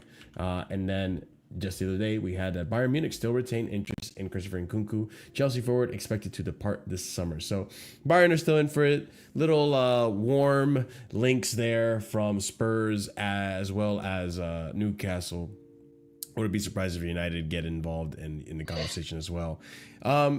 If he were to go to Bayern, a backup to Kane, is he taking over Musiala's spot? What are we doing with him at Bayern? No, because Musiala plays left. I thought Musiala was their 10. No, he plays left. He plays left. So then you have Olise on the right, and then you could have Nkunku as your second striker, as Cam/second striker with Kane. Oh, so like a second striker. Okay, that's not a bad shout. Yeah. Also, I don't want. That was his best position. What was it? What was that, Scott? I don't want. And JC was saying about I do not want to see him play Club World Cup. He should just go on loan straight away. Yeah, just go on loan, dude. I mean, considering, yeah, go on loan. Go on loan. I'm pretty sure we'll be able to pull out a team there. Hopefully, with all this international break happening right now. But yeah, Nkunku, is it? I feel like it's Chelsea. Just get back what you paid for him at most. Don't try to make a profit off of this one. I think that one's stupid. No, the problem is we were trying to get what we paid for him. But the thing is, we fucking paid 60 million, bro. Yep. It says here Chelsea wanted 60 million euros plus back then, in a view of getting more back than they paid. This is from Ben Jacobs. So, I mean, you could take it with a pinch of salt. But if they want to make a little bit more back, I don't see how it's even possible. I mean, yeah, he scored a lot of goals. I think it's because of amortization. So that's what they're saying is they wanted 60 million because we paid 60 million, but technically, because of amortization, it's probably like 52 left. So we're technically making a profit. Oh, okay. That makes sense. That does make sense, actually. Yeah, so I don't know. I'd be willing to go as low as 40 million euros for him. 45, fuck off. I don't care. Okay, 45. Yeah, 40 why wouldn't you just take? No, You wouldn't take 40. if we're talking about wages, he's on 200k. Mm-hmm. So Just fucking get rid of him, man. He's fucking like terrible. the second highest or third highest paid player in our team. So I think he's not including loanees. He's the second highest player, I think. Yeah, after Sterling, he's tied with Chilwell. No, not including loanees. Oh, He's sorry. third. Third, okay. Yeah. Well, fourth, like joint third with Chilwell and all that, but yeah. Yeah. Him, Sterling, and Chilwell have to be like top priority. Oh, and Sanchez. Him and Sterling. Yeah, but that's not happening. No one's gonna get Sterling. And Yeah, no one like Sterling and Chilwell are going to be here to their contracts finish. I'll be honest. Yeah, and Chilwell's here next. This is Chilwell's last season. No, I think Sterling. How much? Sterling and Chilwell. Sterling and Chilwell. Contract. No, Sterling and Chilwell's contract both finished 2027. Yeah. Is it? Yeah. Fuck. We Sterling. gave. Sterling 2026. No, we gave him a year extension. Can't Sterling go to Saudi? His career's finished, man. The thing Yeah, is, we he gave, doesn't um, want to go there because of his I'm double family. checking. We gave the. Oh, we you're gave, right. Oh my god. Chilwell a year Fuck extension. off. Yeah, that's his own. Yeah, Stevie, what happened with Chilwell? What happened with Chilwell was he had a 5-year contract and we added 2 years onto it I under know, this because ownership. you know we could sell him off. Oh my. Yeah, that's this fantastic ownership. I don't know what we were thinking. Oh. No, but they know what they're doing, right? They gave Chilwell You're an right, extension. CP. You'll make it. You'll make it, CP. We're here to support you. I thought we were done, dude. I thought I was seeing the light next season. I was... No. We got under the tunnel. It just turns out another tunnel. No, there's just more darkness. Oh shit! That's hilarious. There's no light at the end of the tunnel. It's just more tunnel. You saw like a torch. That's what you saw, bro. It's dark tunnels. Yo, Chilwell, just please leave, man. I beg, please. Yeah, I don't know. I don't know how we. I think Chilwell's more willing to leave than Sterling. So Chilwell, please do your thing, man. Well, I mean, No one wants it though. What about They're in the MLS? championship club, but they're not going to pay the wages. That's the problem. Brother, They're gonna MLS. take a Do you wage think cut. MLS teams can afford him? And who? What, brother? Bro, Oh man, it's I Ben heard someone Chilwell, say, like I Champions heard League someone winner. say- bro, I heard someone say Chilwell goes to MLS and he'd be a I'm trying to rock star think. Did signing. It's Chilwell like, win? If Chilwell goes to MLS, no one's gonna know who the fuck he is, dude. Yeah. Oh, Chilwell didn't win a No Premier League, did he? offense. He's not big- he's blockbuster not like as that. big What of are a- we he's talking not about? big of Now, a Sterling name. is different. Yeah, Not Sterling. Nah, Chilwell. come on, man. Ben Chilwell won a Premier League as like a starter gives for a shit? Chelsea. Oh, you're shameless. You are shameless. He won the Premier League. No, He no, won no, Champions no. League, Chris. You're being He serious was- right now, Chris. He was a great. No, what he's did helping Leicester. He's helping Leicester when he was a youth player. Yeah, Brother, didn't yeah. he? Wait, did he help Leicester win a Premier? No, No. he didn't. You're No, he shameless. didn't, They bro. bought him Why are afterwards, you yeah. adding this They bought- lore to? Where are you adding? We need a Salah, man. You're being serious right now. Shouldn't be, man. fact, Like by the way. you stole that merch on that shit. Like, Salah. Get out of here, bro. Shouldn't he Fun be? fact, by the way. If Yeah, go if for if it. in this hypothetical fantasy land that Chris has somehow made up, if he did go to MLS on the same wages he's on now, he'd be the highest earner in MLS. Yeah, aside from Messi, yeah. Make your bag. Make your bag, Chilwell. More than Suarez, Chris. More than Suarez. He can And- sell more merch than Messi, man. Like he can do it. I believe it. Nah, you're hilarious, bro. He would be on double what Lorenzo Insigne is on at Toronto. Go and ask Toronto fans how well that's going for them. Yeah. You just have to No, get real, that's- man. Lower your wages, man. Toronto No, loves I giving think he so has much. What the to. hell was we thinking signing in another 2 years? Who's gonna buy this fucker? Who That's knows? these amazing owners and these sporting directors for you. Yeah, But they're doing fantastic start by jobs. extending him They're 2 years. fantastic at their job. I actually really did like Ben Chilwell. Because for that they would injury, though. keep Ben no, they Chilwell thought was they actually a could great keep his- player for They them. thought he would be healthy enough to keep his value, and then we could sell him off. But then he decided to get fucking injured again. Yeah. What can we do, eh? Anyways, Mm. No, it's fantastic work. It's fantastic work. let's talk about more positive Hold on. things, like hopefully, the links that some And people are Selmino, making. how's he doing? Yeah, let's talk about Mr. Mike and fucking other people, man. Well, I don't think we have positive things to talk about just yet. Al- That's Also, not on the- that's also, not on the agenda. Susky, you're saying Vavel was Maybe the one who three gave it. more Yes. topics away before positivity. Sorry. You're saying Vavel was the one who gave it. Yes, and Vavel was what, guys? A director or something hired hired by him? the ownership. Oh my god, it's Oh, like the same interesting. thing Scott is saying. Fucking hell, bro. He's Mm. literally Christopher, criticizing the bro. ownership of the directors, and Vavel was a director, whatever fuck, or scouting director, whatever fuck he was, for the past Oh, 3 yeah, months. he did sign Nkunku, didn't he? Yeah, he did. Yes, because we signed Nkunku in December. Technically, that's when we got the That's bomb before from Winston Stewart from joined the Fabrice, club. is because it was done in I forgot December. about that. He Yeah. also wanted Felix and stuff. He was the reason we got him on loan, right? Yes. No. He's the reason why PYS is the way he is. No. The weird thing is we got Nkunku with Vavel, and then Vavel got fired around Jan. So Yeah. I don't know if Felix was part of Vavel. I think. he No, was. Vavel got fired in the summer, I think. Yeah. Oh, he did. Oh, I forgot. I Then yeah, forgot fair. about Yeah, that. because Chilwell got his contract coming up. extension Yeah, between February and April. Yeah, and Vavel was the director. Yeah. He got his contract extension in April. Yeah, Susky, he got fired because why? He wasn't good at his job, and why? Why did he get hired by this ownership, and then he got fired for being shit at his fucking job? So you're still proving Scott's point. I don't know what circle you're running. He literally criticized the directors, and Vavel was a director then, and the ownership, and either way, the owners hired Vavel. So I don't know what fucking round the circle bullshit you're doing. I will say, ladies and gents, if you are new here, one thing you will notice is that we don't all agree. It is not a circle jerk of people that agree with What one a novel another. concept.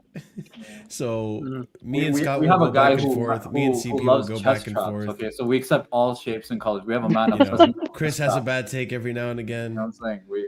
You know, like we just have Not lately. many different opinions here, and this is what the show Yeah, is he's a about. We just fashionista. go back Bro, and forth. bro, I'm When having a he look, by the comes way. out, we know who By the to way, bro, we signed him to a 4-year contract, by the way. What? Yeah, don't you bitch all the time about the ownership? Isn't that what you do when you come into this chat? What are you talking about? No, you Where guys were can we go. at that point? Where were we in the Where? fucking league at this point? When When what happened? When we gave him his contract extension. Give who his contract extension? Chilwell? Chilwell. I'm trying to understand. Diego. I'm trying to understand We're what probably like moron. 10. I'm I think it legit was trying to a understand what and we were moron in the thought this mud. was Yeah, acceptable. that was a Potter season. We were Yeah, that down was the in Potter season. I think that was in January, bro. Yeah, Was it we were, Potter? That was game week 30. yeah, that was Potter. It was Potter. Bro, Because we were the 11th. year Brother, he- sorry. We were 11th in the league. Yeah, We were 11th in the league, yeah. and they gave him a 4-year extension. Deserved. Yeah. Anyways, Fully earned it. fuck me. A fantastic No, business thank from you. everyone involved. But in terms of anyways, before we get to the good news, because there is actually a positive thing in 2 segments from now, so stay tuned, people. Fantastic. Ekitike. Let's read about what's been going on with this one, because this one Ekitike. kind of Can't died wait. out in the last 48 hours. I'm not gonna lie. What, the news?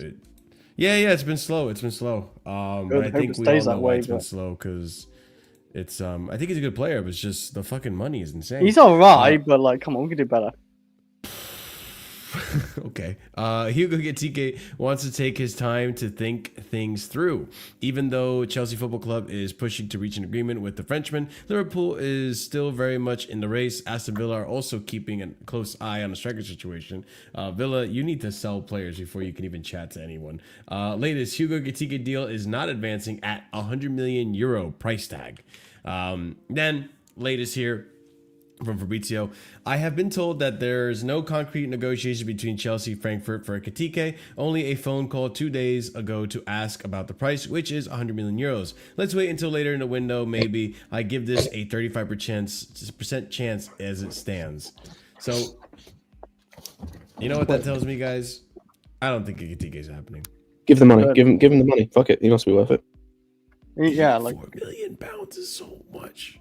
Well, they're waiting for Liverpool to. come on, man. He's How better big than No, but he's obviously Marshall. They The also want a Marshall. bidding war. Marshall. The 15 goals in the Bundesliga. He means he's No definitely thanks. worth it. No Yeah, thanks. man. He'd get No 20 in thanks. Premier League. He'd get 20. No thanks. If this is true and we Yeah, only call about you the know how it price, goes. that's fine. Multiply Bundesliga goals by 3. And then we've got Premier League. Timo Werner, who'd get 30 plus goals or so, like in a season. Yeah. We signed Nkunku for less than this, who Mm. was more proven and did Mhm. fuck all for this club. We signed Nkunku, who was more proven and who had one more goal than him in half a season because he spent the other half injured. And he's more of a 10 as well, like second striker 10. He's not like, you know. I'm No, not but doom fuck and it, he's gloom. definitely worth it. I'm not. Scott might be doom and gloom. CP might be doom and gloom. Chris is pretty positive. Oliver Yeah, is like- bipolar, really. Like he's up and then he's down and he's up Who? and then he's Who's down. up and down? What? Are you talking about Ekitike? No, I mean you in terms of like the mood Yeah. of the panel. Like I'm not doom and Oh. gloom. I'm a These positive man. guys roast me all the time for being positive. Yeah, we should sign this guy though. No. Fuck Gyökeres. Fuck Gyökeres. Listen, I think he's a good player. 52 goals now. I think we all want of us 15 actually goals. agree he's a good player. He's okay. Is he gonna be the goal scorer that gets us to win the league? I don't think so. And also, is he worth the amount of money that they're asking for? At how old is he? Absolutely not. 18? 22. 20? 22. 18. Fucking hell. He thought he's 18. If he was thought he was 18 young. I and thought he worth was really young. 100 mil, that means he's fucking like. Yeah, he's I'm next third generation. Yamal. Yamal, dude. What? Yeah. What the Now the striker market's fucking Why toasted. can't this club just?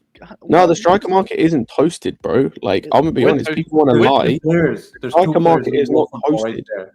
Yeah, it's not toasted when the 2 players that are still good enough are available. I don't care But, what like, other. It's Okay, only we're gonna 2 players. That's now- the problem. What No, do you but mean? now we're doing this whole logic of like, oh my god, other clubs aren't looking at him. That means we shouldn't look at him. It's like No, it's like, you know, when your mom this is- says, "Hey, it's not if your that. friends It's jump not off that, the bridge, CP. are you gonna jump off the bridge?" No, right? I heard that It's- too many it's- times. CP, it's not that, right?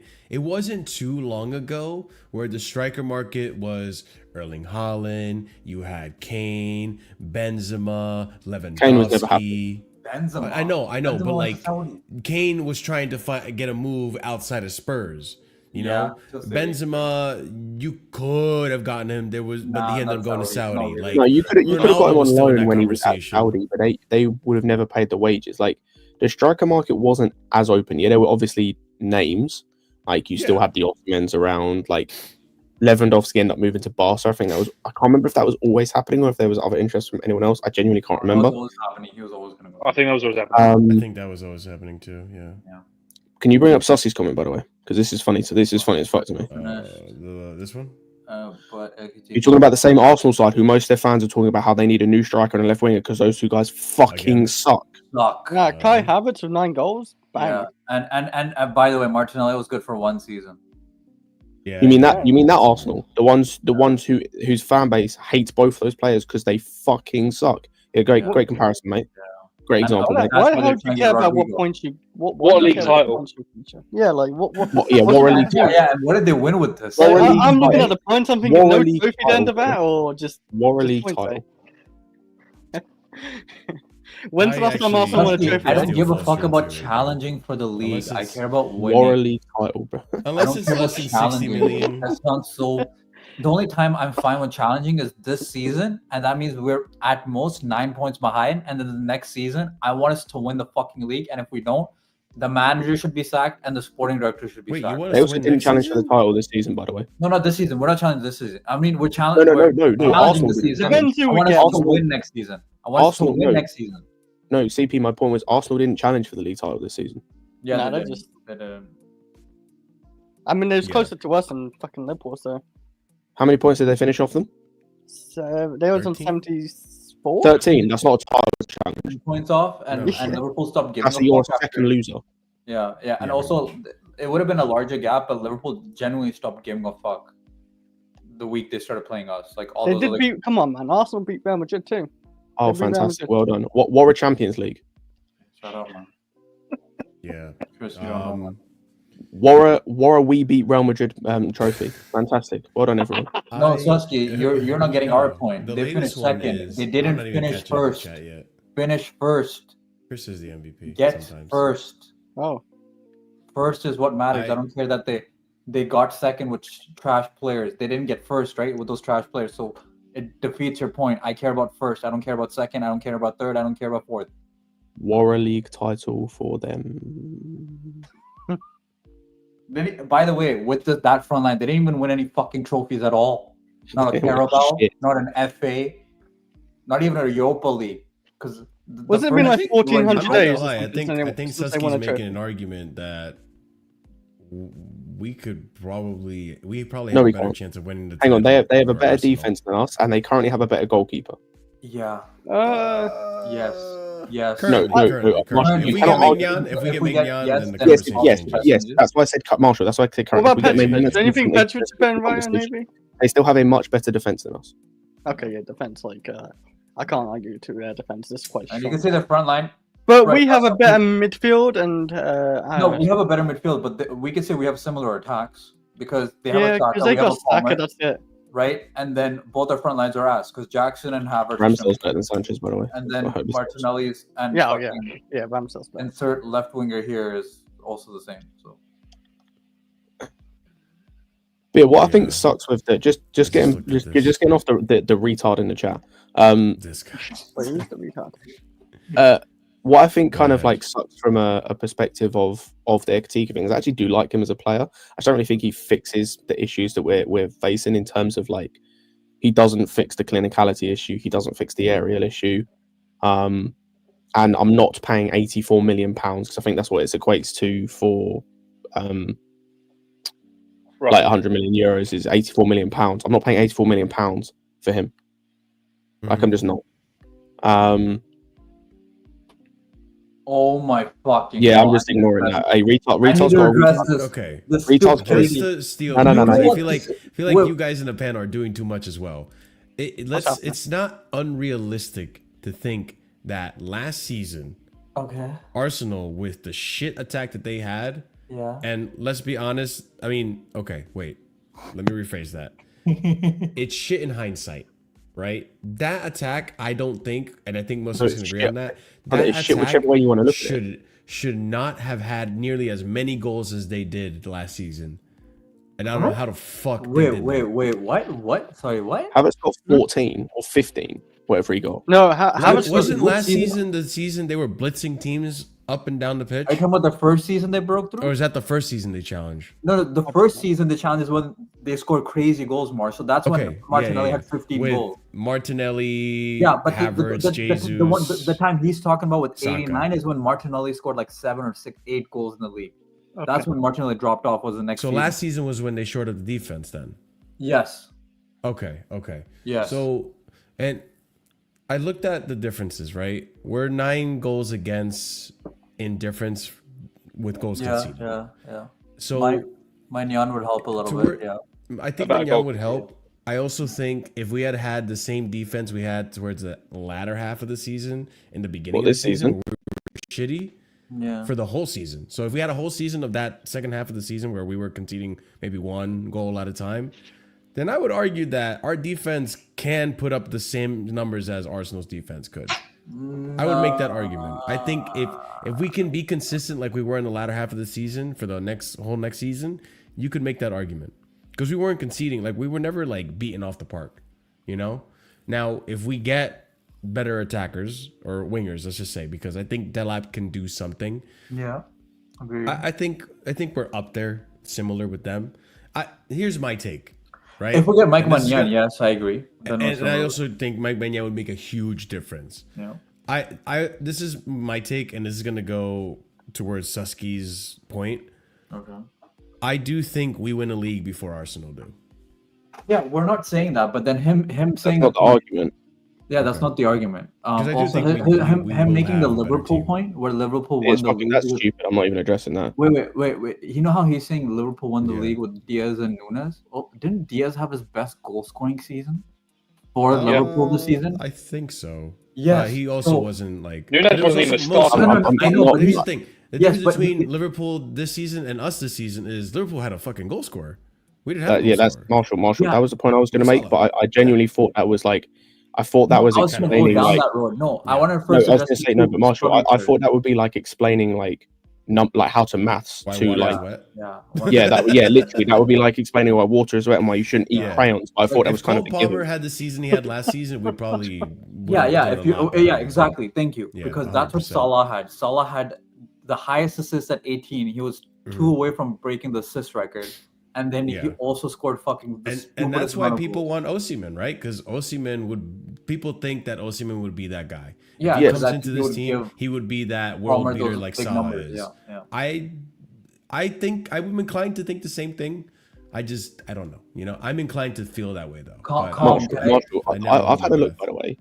Yeah. Just on this point of like goal scorers, like, and obviously, like, I don't know. In fact, I have to explain this. It just is just go to school, people. Like, don't skip school. It's obviously not always 1-to-1 and everything, but I just went and had a look, just for argument's sake, and just as a little bit of an experiment of like, when the last time a team won a league title, where the top goal scorer of that team had like less than 20 league goals. It was City 3 years ago. They had 3 players in their team who's in the league alone had double figure goals. 3 players. And the top goal scorer that season only had 23, which was Son. I think Son and Salah. I think this show, not even this show, this channel's hilarious because like I'll get comments like this, right? And it's like, really? Because I feel like we're pretty optimistic and logical. Yeah, here. no, I like how. But then I'll get comments like this. There you go. And I'm just like, well, I can't win with you, chat. Either we're doing glue, it's just or like I we're said, retard's got a delusional. retard, man. Like they just like Bro, just don't they're eat crack, bro. everywhere. Hey, That's hey, why just- I just- say to just people, PSA. delusion Wait. exists in both Oh, I need ends. to- No. I'll be honest. I wanted to finish my point. So just a quick PSA, people. Don't eat crayons. Like you end up like this. Like just stick Can I- nice can I- balanced can I- diet. A nice balanced diet will make sure you're all right in the brain and you're not making Crayons and comments. markers. Thank you. Yeah, Also, my point, just quickly, CP, before you go, sorry. on the like, if I'm trying to compare like what we did to City, because I think they also had a season Sure. when Aguero wasn't there.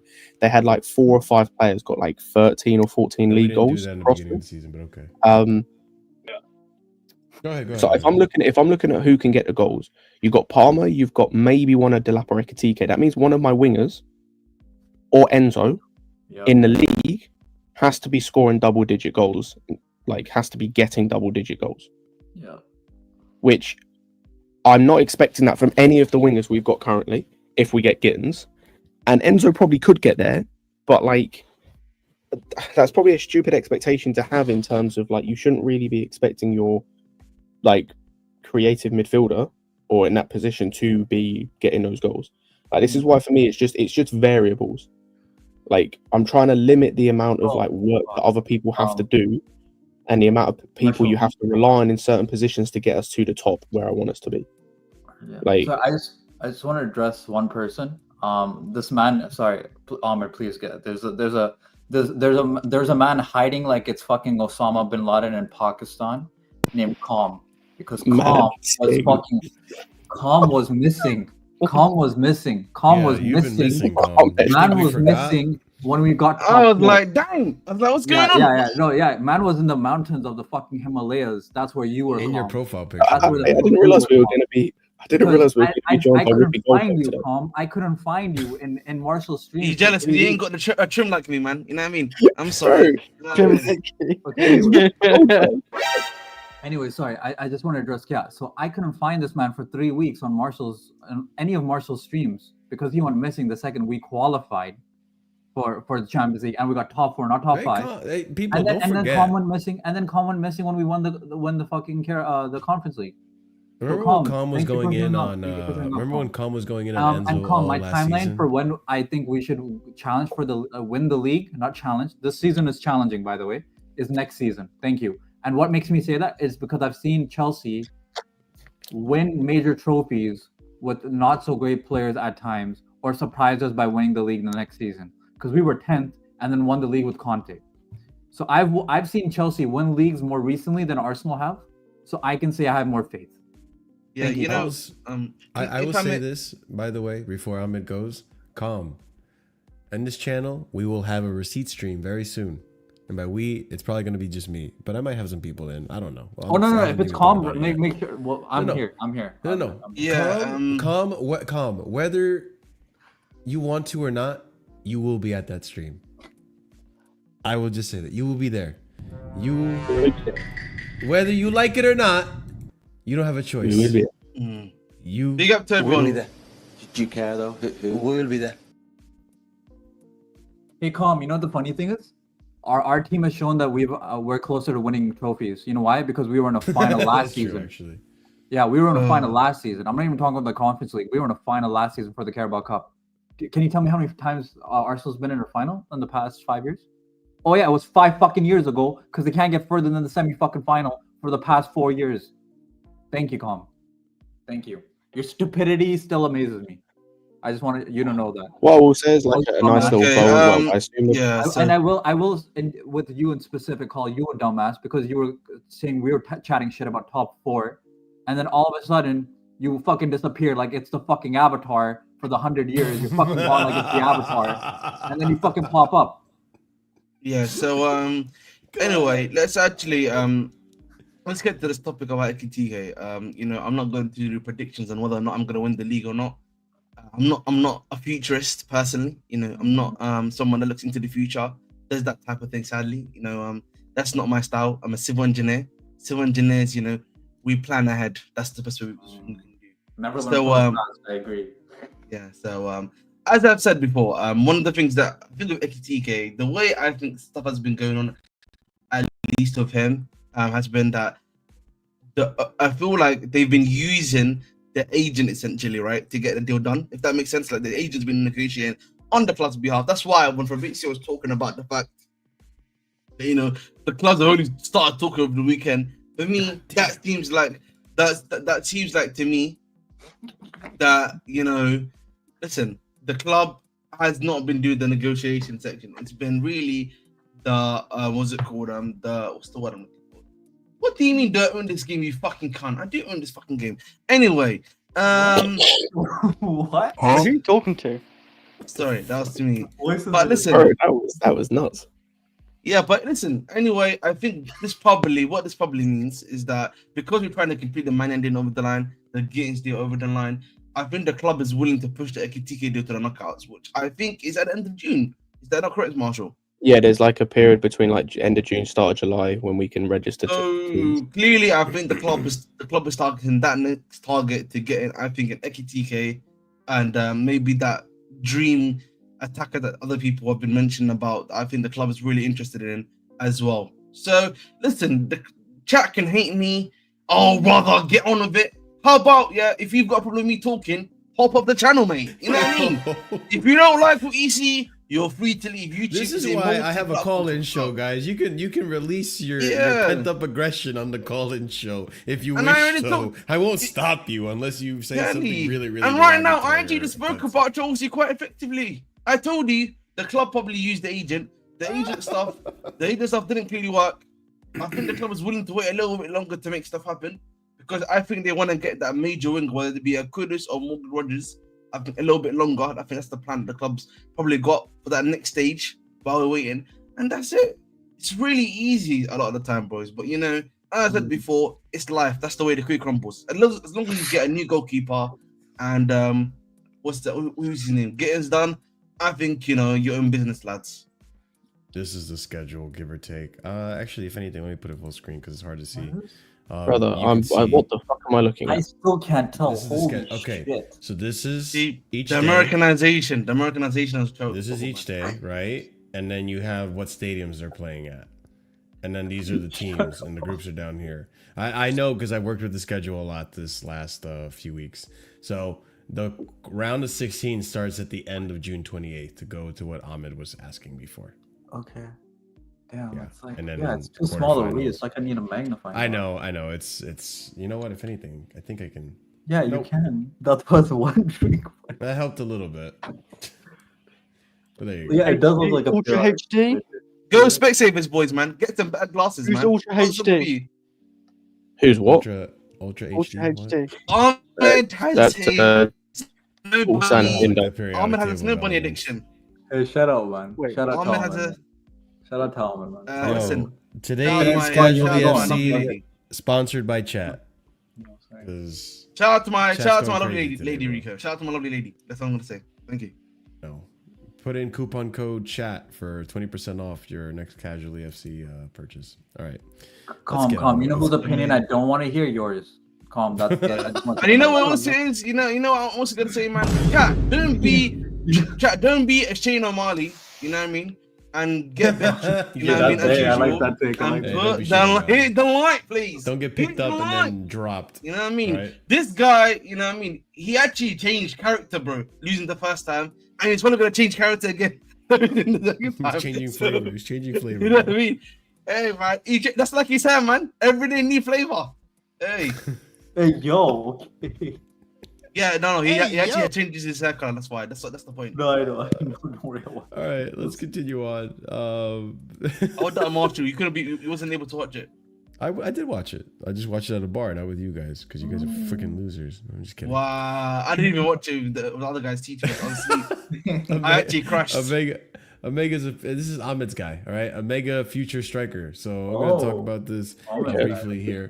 So exclusive. Fabrizio reported a few weeks ago that Chelsea are planning potential pre-agreement for Emmanuel Emegha to join in to summer of 2026. No chances for the 22-year-old striker to leave Strasbourg this summer. He'll lead the line in Europe as key part of the project. Chelsea like him, possible option for the future. Chelsea has offered Emmanuel Emegha a 6-year contract valid until 2031. The intention is for him to stay in Strasbourg for another year and then go to Chelsea. A full agreement is just a matter of time. And this is coming from Santi JFM. Everyone lost their mind about this. This is the biggest flip signing I've ever seen. He a flip, man. He a flip. Look at the it could be, hairline. yeah, it's very likely. He's a flip. No, what do you like mean, him. Marshall? What do you mean could? What do you mean by hairline? What? What do you mean I by- said it could be very likely. I don't know. No, what do 'cause you mean? I could think be? It is, bro. I think Chelsea are going to explore their options when they get to that point. Marshall, when he comes in, you're going to have 3 strikers in a 1-striker formation that are all 23. Some of these guys are going to get sold. You never listen. So As much hang as on, I you're like telling Delap, me- I don't know if wait, Delap is wait. going to be successful at Chelsea. So wait, you're telling me after a year we're either selling Delap, who we just bought and was meant to be one that Maresca liked because he played for Man City, or we're selling Ekitike who are about to buy for 84 million. Well, I don't know if we're going to buy Ekitike. It doesn't look like we're going to actually buy him. Okay, cool. If we don't buy Ekitike, this makes sense. But I'm telling, Delap. I'm going on the basis of I think we're buying Ekitike.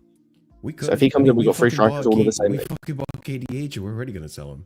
Yeah, but that's we're already going to thank you sell for him. proving my Renato Vega, point. we're already going We to sell bought, him. we bought KDH, he was shit, and we're going to try and sell him because it was a waste of time buying him. Delap could Again, very what's much be in another- that same conversation. Again, what's another fantastic decision by these sporting directors? Yeah, no, we're here to criticize it when they do it, you know? I feel like this one is just securing the contract so you have options. And it goes to the argument that Ahmed was saying earlier about monopolizing the striker market that is already really poor as it is. You know, if you get an Ekitike, you have the options that people want. You can sell a Jackson because it's like, okay, you guys have Jackson. How much do you want for Jackson? He's not that bad of a striker. I'll take him. You know, you sell him. Listen, it's one of those things. Like again, it's I'm not the biggest fan. This summer is gonna be this summer is gonna be an interesting one to see how the club move, because I am worried about the club being sustainable regardless of. Well, that's not a bad thing, but I'm worried that these owners don't care for UCL and they don't care for trophies. They just want to make profit off of players and keep the sustainability of the club versus actually getting results. Oh, I think that's given by the.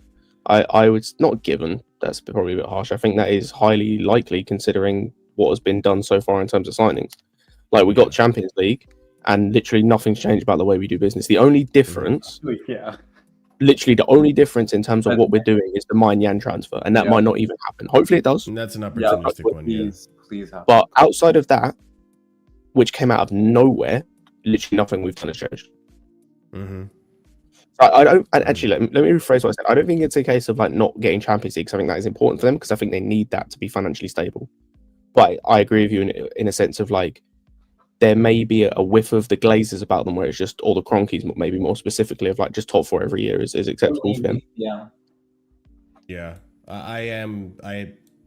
I'm not gonna pretend that isn't a possibility. I really do. I don't want it to happen. I want this club to go for trophies and stuff, but part of me also feels that based off of what Maresca was saying earlier in the season, that all of this stuff, the trophies, top four, I feel like it's a bonus for these owners. Time will tell. Time will tell, because it's very much what Scott's saying. Like the transfers haven't really changed that much. Even to an extent, Maignan isn't that much of a. It's definitely Magnan's definitely the exception to the rule, like 100%. Like it's completely different to what we were doing. I don't think it is, because one, we were interested in him last season. There was links there. No, it's 2 years. Yeah, I agree. It's also that opportunistic signing, right? Like if Maignan was 40, right? I don't think we'd even be having this conversation. But the fact 40, that we could potentially get him for less than 25 on a 1 year. Oh, you mean million? I thought you meant age. Yeah, no, a million. The fact that he's 25 million and we could potentially get him for less, and he's got 1 year, like that's the only reason we're going in for him. No, I get you, but even what other opportunistic signings have we done like that? Like we did Tosin, but my thing with Tosin is he was a Man City academy product. Who else have we done that was opportunistic like that under these directors? I was opportunistic when Neto. I was out of nowhere. I wouldn't say Neto was like, bro. If Neto for me is an opportunity, you spending 60 million on a player is not opportunistic. No, I'm saying he was out of nowhere though. Guiu was actually Guiu's one actually. Even he was an opportunistic, but that's going to be a flip. Like he's going to be flipped for money. He cost you 5-6 million. Felix was opportunistic. That went well. KDH was somewhat opportunistic as well. I think KDH was opportunistic more in a sense of they tried to, not in the same sense of like of a Tosin and a Maignan. With KDH was a case of, we're getting this manager in, we'll buy him the player that was seemingly key to his system, and for reasons. But again, none of these words. But yeah, for me, I think the Maignan a bit different, because this is a guy who has no ties to the Man City academy, and it's like this is a guy of an actual, like, even though he's been on the down the last couple of seasons, there is a level of proven world class. Like there's a proven world class level there previously. So at least that's different. Like that is different to the other guys we've been signing, you know. But everything else is the same. Like literally everything else is exactly the same that we've been doing. And if it works, it works. If it doesn't, like I don't think it will in some instances. I think it will in some, in others, I should say. But we'll have to wait and see. But yeah, like the Emegha thing is just funny. Like I think we're just buying him so that we can then sell him to make money for Chelsea, if that makes sense. Mm-hmm. I could see that. I just think I've accepted it. Like, I think last season I came to terms with the fact that the way this club is gonna do moves is one of two ways. Either they want to sign players before they become the stars, so before we have to pay exorbitant transfer fees that everyone's playing. Like, there's a tweet that came out earlier from a reporter saying that, you know, Chelsea fans want these owners to sign elite players, which I get. And that's why we talked about the Osimhen. That's why we talked about, you know, whoever else we talked about, right? But the owners feel that, or the directors feel like they are signing the elite players before they become elite players. Like, Can I hit a point, Marshall? I to an extent, I understand from a financial aspect why you're doing it that way, because you just want to beat people to the gun before, like Kenda is a perfect example of that. Santos, so on and so forth. Esteval. It's actually pronounced Kenda. Someone actually corrected me. Yeah, Kenda. Yeah, but the thing is, Marshall, you know, I actually was listening to Goldberg this morning for some reason. On my way to christening.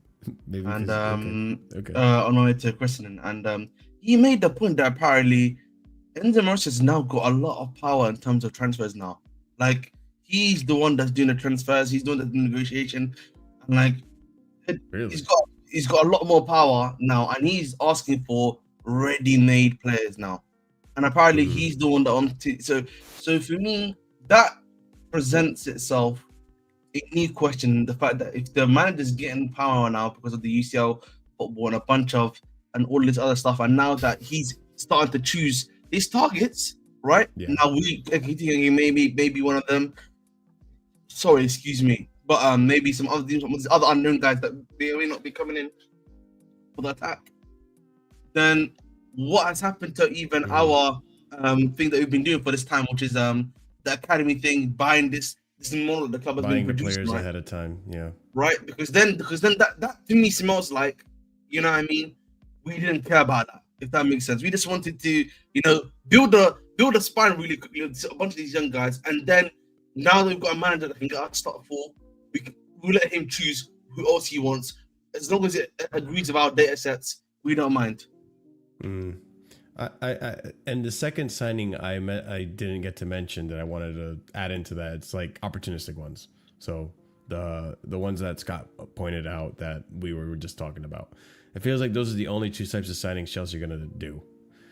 I could be wrong. You know, to an extent too, like it does seem.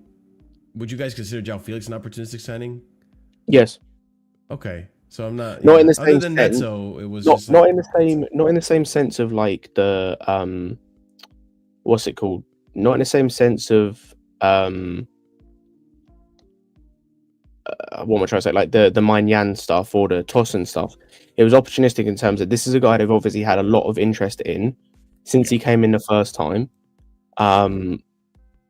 When he came in on loan, but there was no real way of getting him for the money or for how much it was going to cost you at the time. But then because of the whole Gallagher thing and the Samu deal, I was about to say falling through, it didn't fall through, you cancelled it. There was an opportunity to get him. So it was an opportunistic signing, but I don't think in the same way that Maignan is opportunistic or Tosin was opportunistic. Like a different type of opportunity, if that makes sense. Yeah, no, I see what you're saying. Speaking of opportunistic, by the way, I'm just going to take this opportunity to ask you guys to smash up the like if you haven't done so already. It does help out the channel tremendously. Don't be a quick Korea. I'm balling. Shut up. He bought a pound shoe, I guess. Did he really? I mean, Morata did. Stop lying to fraud. Did Morata put a cross into the box? What? Hey man, let's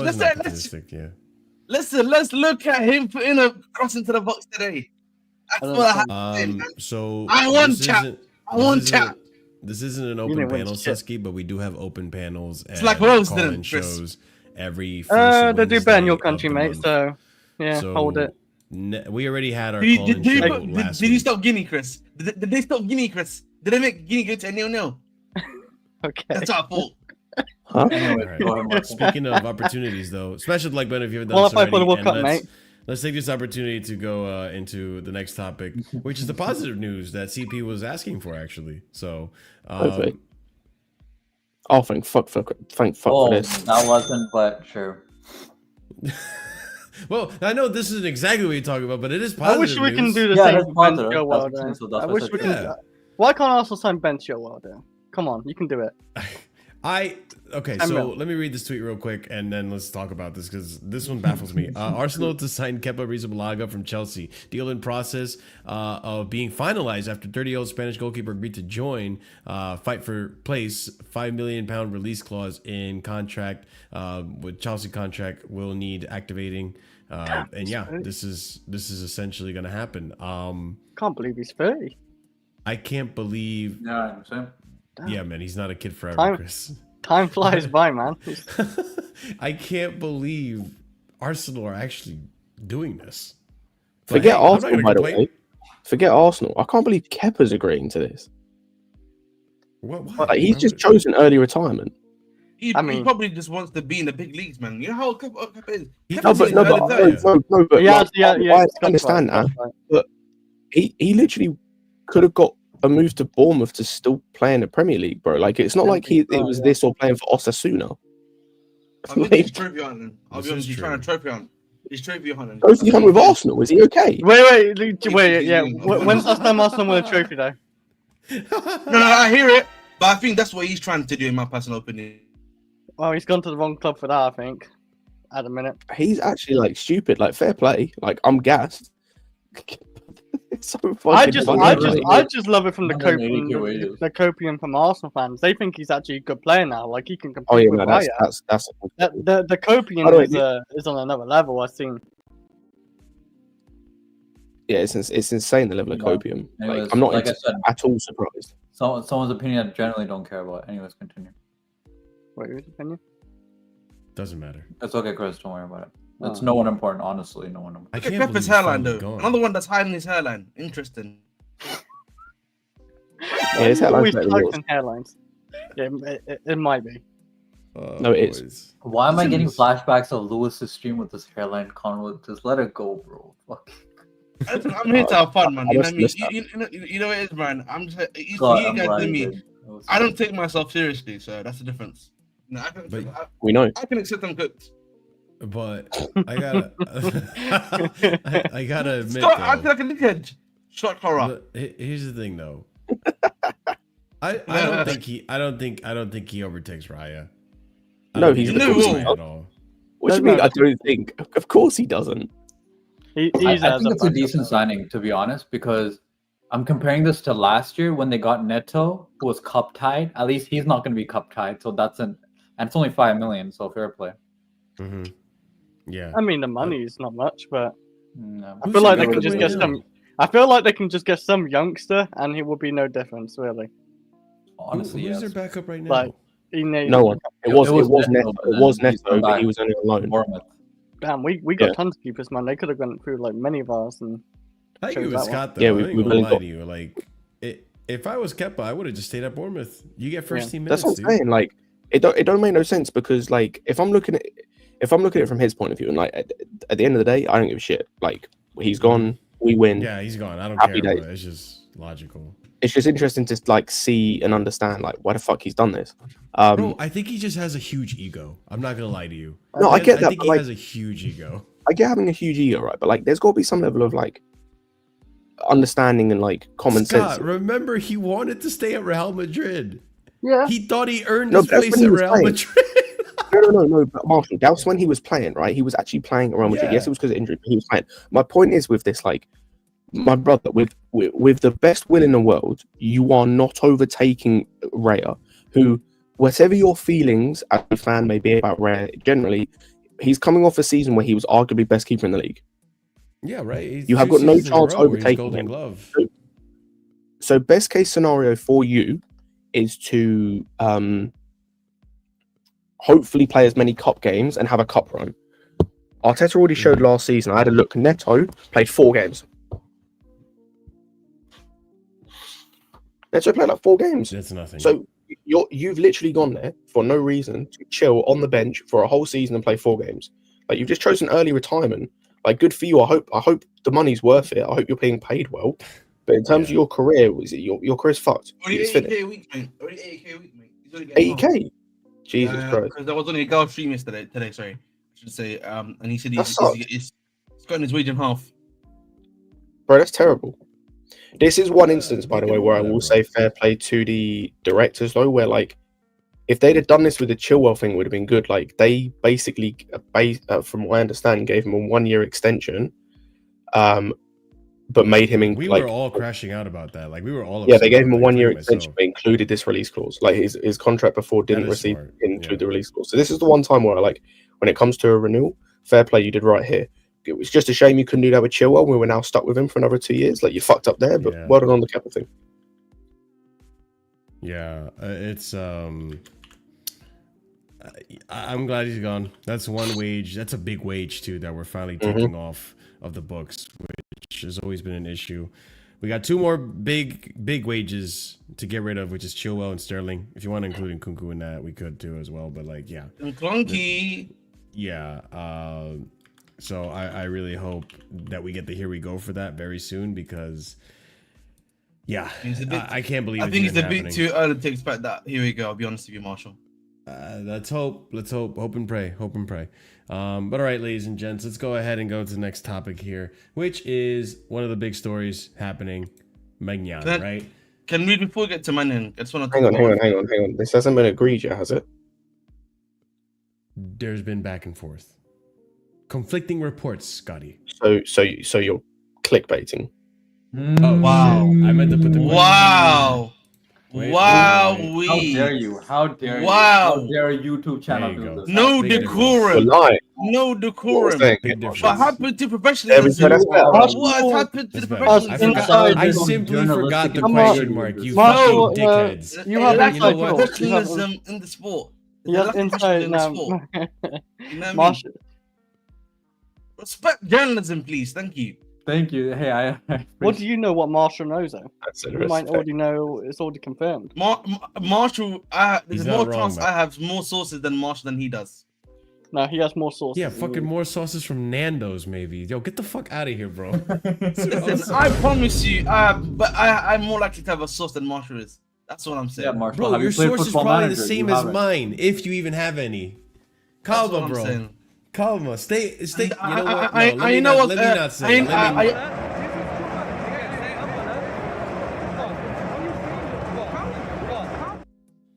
And let me just say this, yeah.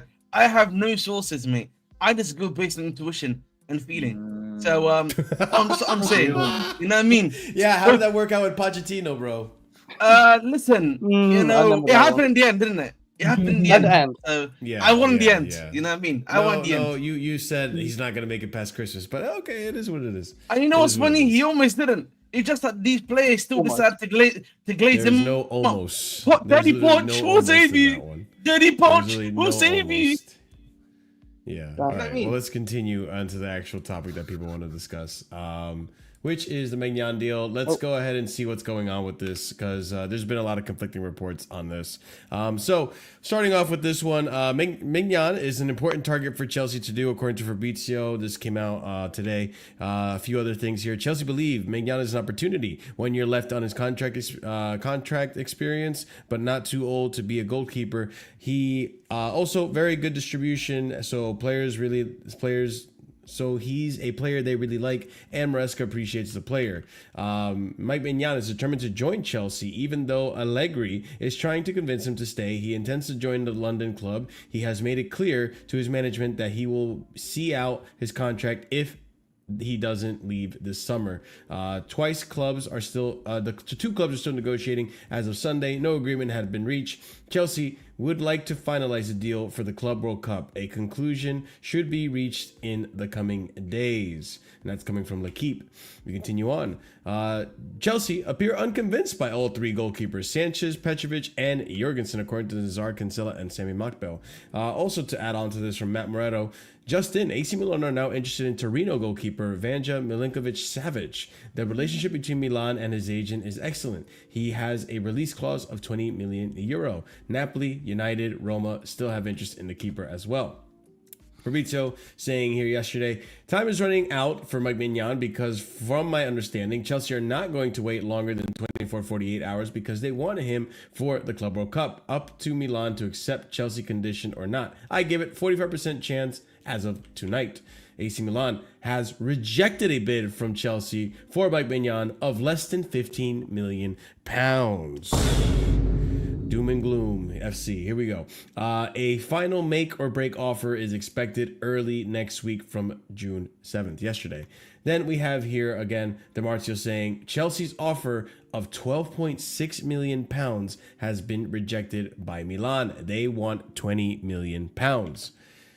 Ben Jacobs also saying Chelsea have made their €15 million valuation of Maignan clear, and the Milan goalkeeper is keen on the move. Nothing agreed yet between clubs. A deal Chelsea are prepared to do in time for the Club World Cup, but Milan's asking price would need to drop to make it happen. This was as of earlier today.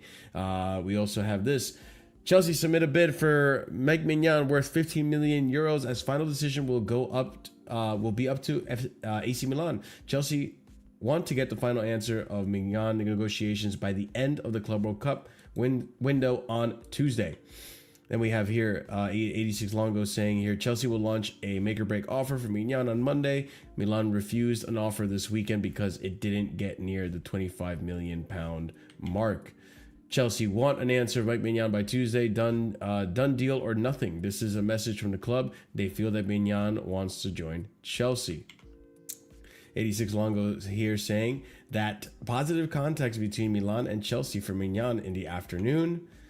And then Gazzetta dello Sport saying that Chelsea and AC Milan agree on an €18 million package for Maignan. Milan Eye saying here, unless expected twists, Maignan will join Chelsea. It's a matter of hours before the deal is completed, with Chelsea wanting to add him to the Club World Cup squad. After a lot of back and forth, Milan have given up, driven by the strong desire of Maignan to join Chelsea. Details of the deal will be defined between today and tomorrow. Milan should make around €18 million, which is below their initial request. Maignan was disappointed by what happened in his contract extension negotiations with Milan, having agreed a new €5 million per year deal until 2029 with the club before the club tracked back due to Mike's performances and physical condition. Allegri would have wanted to keep Maignan, but he failed in his attempts. And this is all coming from Gazzetta dello Sport, which is one of the more reliable outlets in Italy, saying that it is done. Exclusive from Fabrizio also reporting today, Chelsea submit bid for Maignan. I pretty much already read this.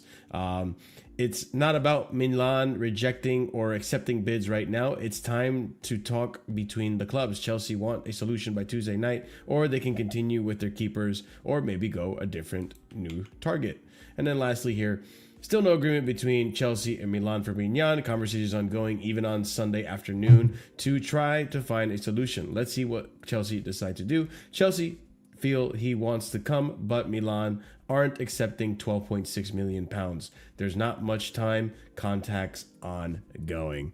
And that's the latest on Mike Maignan. So Italian reporters saying that the deal is pretty much done, insinuating that this is all a fiasco, that we're just, doing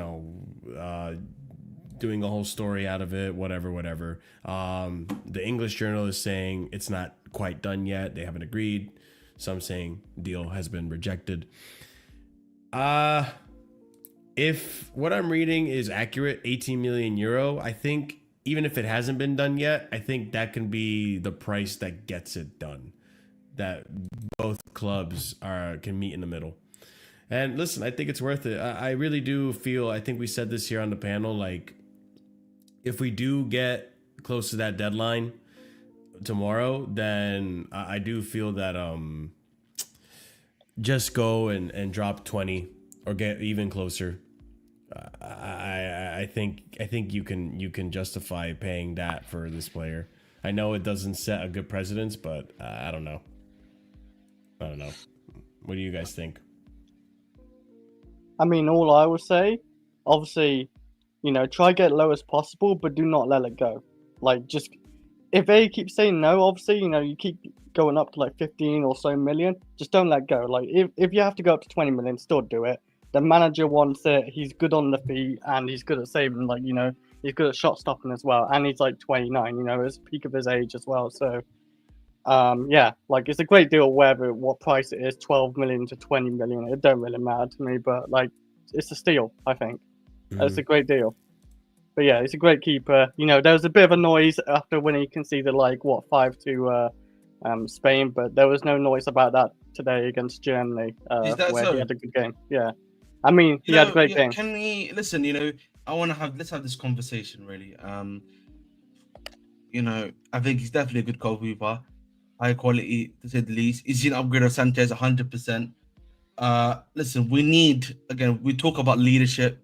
Maybe making one of the problems we've had in the defense is that people have been scared about Sanchez and what he's been and the antics he commits from a centre back standpoint. So this should be a massive signing for that.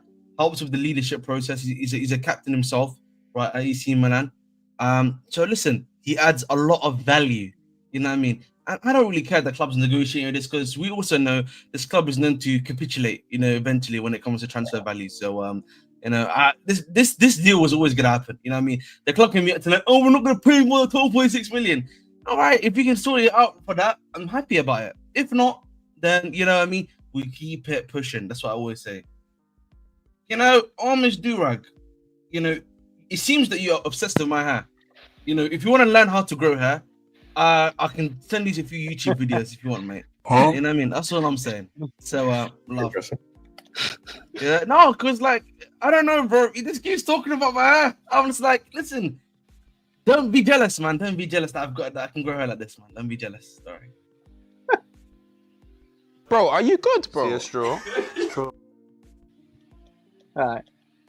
Yeah, Wait, what do you mean keep it moving? Like, you're saying if they don't accept 12 million, you think we should just keep it moving? Or just no, not go? The whole point is we know the club's going to capitulate. It doesn't matter, bro. We all know. They will pay the 20-25 million. Like, we all know this is going to happen. It's just going to be how they do it, right? If it's going to be that value plus add-ons, which are realistic so that they can get the deal done, or maybe they may increase the amount of, they may do like a 15 plus 5 million. Either way, this deal is going to happen, right? And I'm glad this is happening. Again, this is one of the stuff that I spoke about how Maresca's now got a lot of power now, and that he can really push the lines, when it comes to certain transfers, bro. So for me, it's looking good. I mean, the only negative right now that you can say is just, black GKs.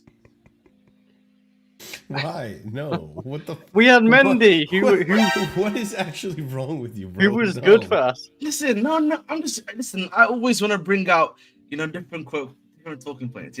Obviously we've had the Onana-isms, okay? He's put a lot of the young black goalkeepers back, man. Hey, Ahmed. We had two black goalkeepers who won Champions League. Yes. Chill. I'm making a point joke about Onana. Yeah. And the squad. Onana and the Mandem. That's what I'm talking about. But listen, black goalkeepers at Chelsea always do well. So I'm happy about that, man. We only had one. Nah, man. That's what I'm saying, man. So that's president. He was No, we've had two actually. Wait. Jermaine Blackman was a white guy, wasn't he? I'm so certain that guy was a white guy. He was black. While Blackman was a black man. Yeah, you confused me, and I swear. Oh yeah, sorry. No, we've had three, and two of them have been shit. So. Wait, who's too shit? What? Yeah. Move on. I'm confusing him. I think you're confusing someone else. Ross Turnbull. I think that's Wait, how did that happen?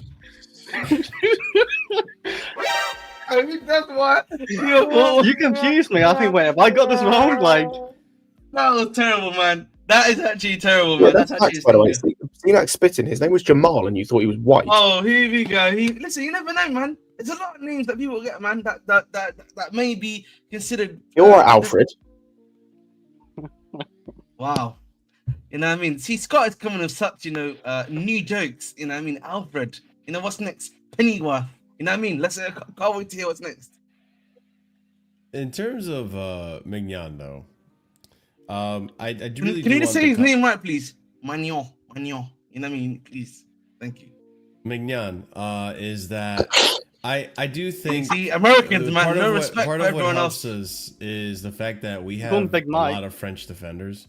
The Sassi, Gusto, Fofana, Badiashile. Oh no, this Aussie glazing.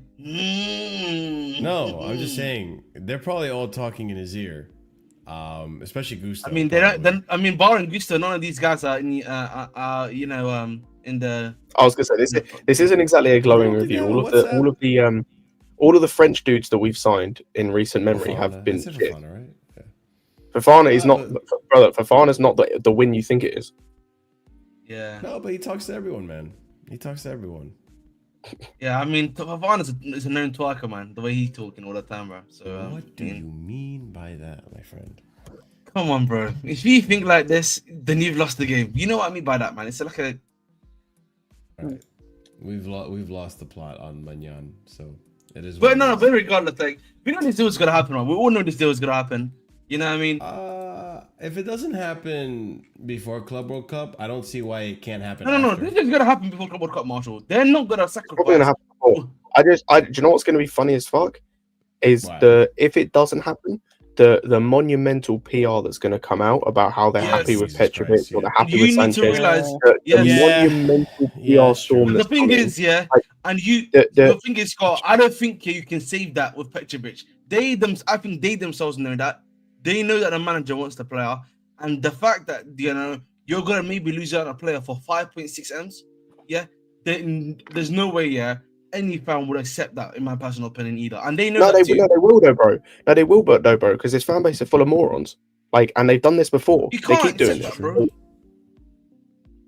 We have already seen prior to when that bid came in of the 8 million, or when it was reported that we only view him as 8 million. There were literally reports that day of Chelsea only value him that high because he's only got 1 year left, and they're not certain that they need him or whatever it was. I'm paraphrasing because they've got They've got Sanchez and they've got Petrovic who they trust. And now we're getting a report from Nizar Kinsella they don't trust any of the 3 goalkeepers. Which is it? Yeah, but you know that I feel like for me that is just them playing like the negotiating game. But you know what I mean on Twitter, that's the difference, right? Like they know. If they truly pull out of this deal, there's no PR that can save them, bro. They know that. Bro. I don't know. They think there is. I promise. Bro, No. Listen, I think for certain situations you have PR that can save you. On Maignan, you genuinely cannot be saved because they know the way that the fan base feels about Robert Sanchez, and even Petrovic here to an extent. There's a lot of guys that still don't run him. This is 54 minutes ago. Rudi Galletti. Maignan is pushing to leave AC Milan ASAP and played the Club World Cup. The Bianconeri, is that? No. This is Italian way. I think Bianconeri, I think, is Juve. Blanco. It's the Rossoneri. Yeah. There you go. The Rossoneri don't want to keep an unhappy player and risk losing him for free next year, so they're softening a bit of their stance. CFC are considering slightly raising their bid to get it done today. This was about an hour ago. Yeah, I mean deadline day is on Monday. Tomorrow. Let's go back to this conversation quickly because we've seen this football club and these owners and the way they run. We are literally seeing reports. We are seeing reports come out within the last day or so about how Enzo Maresca has lost faith in Robert Sanchez. Mm-hmm. Exactly. Sorry. Hang on. He lost faith in him after having a good end to the season, but the entire season, this man was talking like he was his son. Like it's all just PR. Like but can we not? They'll say whatever the fuck they can say to make themselves look good. Whether it works or not is a different matter, but they will still spew that nonsense. They will still the thing is, in order for you to spew nonsense, and you need it to be effective on some level. There's no way you can make what they're trying to spew right now effective. You know what I mean? Any PR person will tell you for free, whatever you say now is not gonna work. They were already seeing the visceral reaction that people had, when they started doing, we trust our 4 keepers. You know what I mean? They know what the reaction is already. And I think from a manager perspective, I've always felt like Maresca kind of was hamstrung into playing Sanchez. Whether we wanted me or not, on some level was hamstrung to play Sanchez because you also had Jorgensen, who was 2-0 dumb too. Yeah. Right? You had 2-0 D and 2-0 dumb. And I understand that, but you could still like it was the irrational level of defense. Like the irrational level of defense. He defended him more than he defended any other player in the team. Like more than any other player. Because he was the worst player the vast majority of the time. He was bro. He called out Reece James. He called out other players. Like he called out Caicedo at one point as well. I don't care. Yeah. Like at the end of the day, but you know that Sanchez is a PR. They will do PR till they're blue in the face. They'll keep doing PR, and they'll do PR if this doesn't fall through. That's not true. Though. Listen, if it does go through, they'll still do PR saying, "Oh, they never trusted their keepers. This was the guy they wanted from day dot, even though he was never once mentioned up until 4 days ago." One second, Scott. What you're saying is correct. I'm not disagreeing with you. I just think, there's only so much PR that you can do with certain situations. Do you know what I mean? There's certain situations where the PR cannot work. And like and the club knows that. I'm more than certain, bro. Like I don't know why people act like this. I think there's PR with Petrovic you can do if we don't get. No. The problem with the PR of Petrovic is that I think if you said that to the average person like myself who actually watches Petrovic, maybe somewhat, but like if you were to say that to like the average Chelsea fan after last season, they would go crazy, particularly because Maignan is such a big name. Yeah, that they will actually crash out on Petrovic, bro. I'm seeing it already right now, bro. People are cussing him out about his game that he played recently, right? I think it was a combo who Serbia played. And like, oh, he's a youth merchant.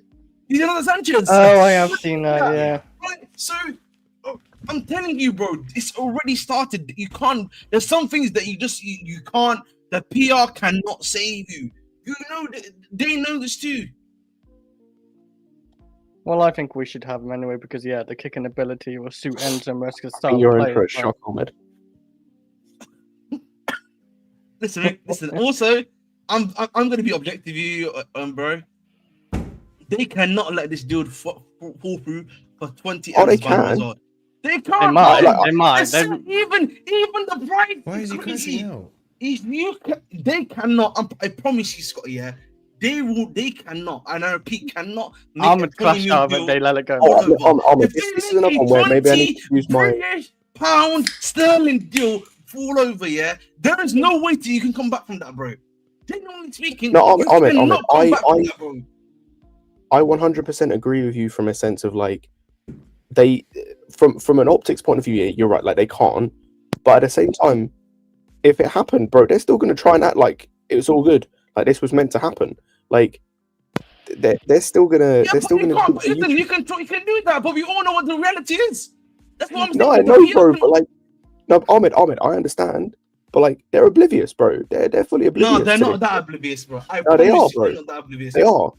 The PR guys are not that oblivious, but the guys that did the PR for them are not that oblivious either. That's the one thing I say. It's a challenge. If there's one thing, I've learned from PR, because I was watching the F1 I was watching the F1 TV shows on Netflix, those PR guys, man, they be reading Twitter, they be reading Instagram, they be reading the fan responses. They genuinely know what's going on. That's what I always say. They know what's going on. Yeah, Marshall, I'm from South London, big man. We say that quite regularly. Just because, I speak in a much more, just because I speak in a much more posher tone does not mean, I'm not free from, my own moments of code switching. Thank you. I just didn't know you hung out with a lot of Jamaican friends. Marshall, I live in Southwest London. That's all I have to say. That doesn't mean shit to me. Well, when I say Southwest London, I think everyone that's English would understand why I said that. But fair enough. The point I'm just trying to make though is, regardless of everything I've just mentioned there, the PR guys, they read everything. They know what works and what doesn't work. Right? The best PR guys, they know the game's up. And the thing with Chelsea is, I think the fans now can understand the difference now really well between what is PR. Are you sure about that? I'm sure. I mean, the average fan should be able to. Are you sure about that? The average fan on Casually FC. Oh, like the thing, sir. And Seniac, get alive, Seniac, man. You know what I mean? Get alive, Seniac, man. We're always on stream, Big up Seniac. No, but listen, I'm just thinking, just from a logical standpoint, lads, you can't fuck this up, bro. You cannot. Yeah, they can, bro. Like, The thing for me, Chelsea. The thing about Chelsea, I understand when we reach 40 to 45. Yeah, after that we always fuck it up. There's something that's gonna just fuck it up there. We get that. I mean, it seems like we might be struggling with this one. On average, the thing is, yeah, they're just trying to play with their food because they. No, I know. Well, they're trying to get the best deal, and I understand that, but they still can fuck it up. Yeah, but like for me, I don't think you can. Listen. This is in their age range, if that makes sense, or their money range, as I like to call it. Yeah, it's definitely not age range. He's gone way past that age. He's unk to the group here now. He's granddad actually to the group, man. Granddad, yeah, actually, shit, yeah. He's granddad, you know what I mean? He's turning 30. He's not turned 30, so he's definitely granddad, ain't he? So, but listen, I think Magnan's gonna get done. He's gonna be a quality goalkeeper for us. I look forward to him having him behind the sticks and finally being able to talk about this goalkeeper finally on my YouTube channel, which I've not had to do any work on the last weekend. So, yeah. Well, I pray we get it done, but. I hope so too, because it's just too good of a deal to not get done. I know it wasn't like a top priority position, but if your intentions are to sell Petrovic, and everything I've seen so far, it's kind of been alluding to that Petrovic might leave. We might not actually give Petrovic a shot. Like, you know what it is, Marshall? We're probably going to be losing Petrovic and Sanchez, by the way. 1 and 2. That's another thing too. That Sanchez has also been alluded to leave as well. We signed 7, right? And so for me, by the people above. Jurgensen, there was something on Jurgensen too. I just saw, and I can't remember what it was. I think it was something along the lines of. Fuck. Oh no! It has nothing to do with this. Can you bring up He got called up to the Danish team. Is he Danish or I forget? Yeah, it's Denmark. I think he's Denmark. Yes, yes. Can you bring up Armand's Durex comment, by the way? The one about Virgil. That apparently we went in for Virgil van Dijk. As I said before, Armand Durek, I don't know if you listened to me previously, but apparently Maresca now has got a lot more power and say. So he's able to. It seems that he's currently overriding. He's been allowed to make his own decisions on transfers, and then the club is basically doing what he wants. Does that make sense? So to a certain extent, probably. No, on at least getting in his targets. If you look at it realistically, the club and him both probably agree on him. Gittens, the club and him probably agree on him, right? Maignan, I know for sure the club did not agree with that, bro. We can twist it all about how we want. This club signing in a 13-year-old GK. That's not true, because we were linked to no. But but if you look at our club, yeah, and the way we play. Do you think Maignan is the type of sign they would have made? Look, with the way they do their transfers. I'm actually just trying to be objective here. It's not me trying to shit on them, by the way. Because like the way they do stuff. But the way what you're asking though, I feel like it has a lot of tint of hindsight. Because last season, like we were linked to Maignan last season. It wasn't that long ago we were linked to Maignan. No, we linked to him. We were linked to him 2 seasons ago. 2 seasons ago. Before we were linked to him. It was before we got Sanchez. Yeah, it was before we got Sanchez. That was why. So for me, like, I think maybe you can say the club may have liked him, but I think if I just look at it from an age range standpoint, that's the reason why I'm talking about him, Marshall. I don't really feel like, again, that's like his sort of target. Now, I think the other targets that are going to come up eventually, we'll see what those are, and then I think we can have a better judgment as to what level of maybe influence a guy like Maresca has on us, on the team, in my personal opinion, though. But we'll see. You mentioned him, and I might as well transition this over to the next topic. Is Gittens. So I guess I haven't been paying too much. I haven't paid close attention to this detail, but I guess we never knew how much Dortmund actually wanted for the player. But apparently they want a decent chunk of money for Gittens. So let's start off with the first tweet I have here, which is from Florian Plattenberg. Pretty reliable source out of Germany. So Borussia Dortmund are demanding 50 to 60 million euros for Jamie Gittens. Negotiations are ongoing and new offer from Chelsea is expected after the first offer of 35 million euros was rejected by Dortmund. Gittens wants to join Chelsea. Verbal agreement is 100% done. Chelsea make official bid to sign Jamie Gittens from Dortmund. No club-to-club agreement, but talks ongoing plus deal in place with England Youth International. 7-year contract, 20-year-old from Dortmund winger keen to join Chelsea. We continue on. Chelsea has submitted initial bid in excess of 35 million euros for Jamie Bynoe Gittens in the last hours. No agreement with Dortmund yet, but deal on, while Jamie agreed personal terms with Chelsea, as Fabrice Hawkins reports. Man City have a 10% sell-on clause as part of the deal. More on Jamie Bynoe Gittens. Chelsea are set to include add-ons as part of the negotiations with Dortmund. After 35 million euro proposal rejected, Chelsea will return with an improved bid. Bynoe Gittens wants the move. Agreement in principle, and this is the Fabrice Hawkins breaking the news that the agreement for a 7-year contract between Gittens and Chelsea is done and agreed. So on principle, agreement with the deal with the player is done. Dortmund are demanding a minimum of 42 million pounds to sell Gittens. Chelsea's response is that they will wait and see and reflect. They are under no rush. Gittens does not necessarily have to start Club World Cup, and Burger PJ is a somewhat pretty reliable source. He's called a lot of these stories out earlier in the season multiple times now. I think Chelsea will try the next hours to get deal for Gittens done, according to Fabrizio Romano. This was reported, 3 hours ago. I'm sorry, at the start of the show, pretty much. And get ready. New bid for Gittens is incoming. Chelsea want to try to be fast. I'll give you details soon, but it will include add-ons to try and strike an agreement. Chelsea held talks today with Gittens. Joe Shields again is doing a special job in this with a mark of an ex-City Academy on Chelsea's team. I'm sure Scott loves that. And then Chelsea are really trying to push for Gittens in the next few hours. He is highly rated by Chelsea's board, and I can reveal today that they had a verbal rejected in January for him. Oh, so we tried to go for him in January. Look at that. Okay, well. Sneaky Chelsea. Didn't happen. We wonder what else was going on in January that we aren't being told about, obviously. But, yeah. So this is, look, I don't know where to stand on Gittens. I'm not going to sit here and say I'm Gittens' biggest fan. I'm not going to sit here and say, like, this kid's the next coming of Christ. But what I will say is, thank God it's not fucking Garnacho. Thank God it's not Garnacho. CP's favorite player. Now Chelsea should just walk away. That joke.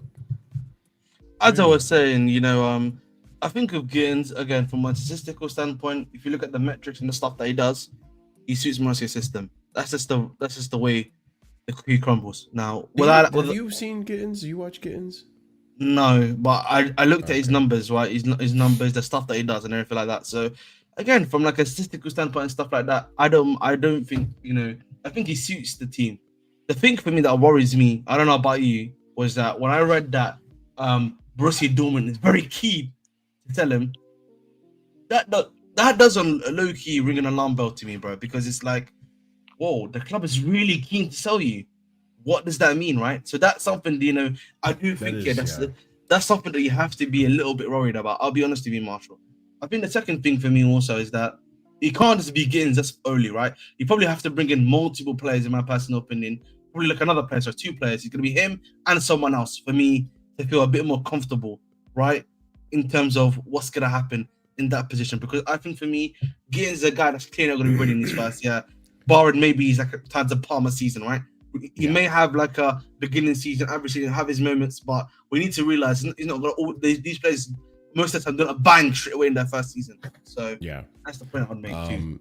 Since you mentioned that, I might as well integrate this segment into this one as well, which is Nico Williams, high of priority.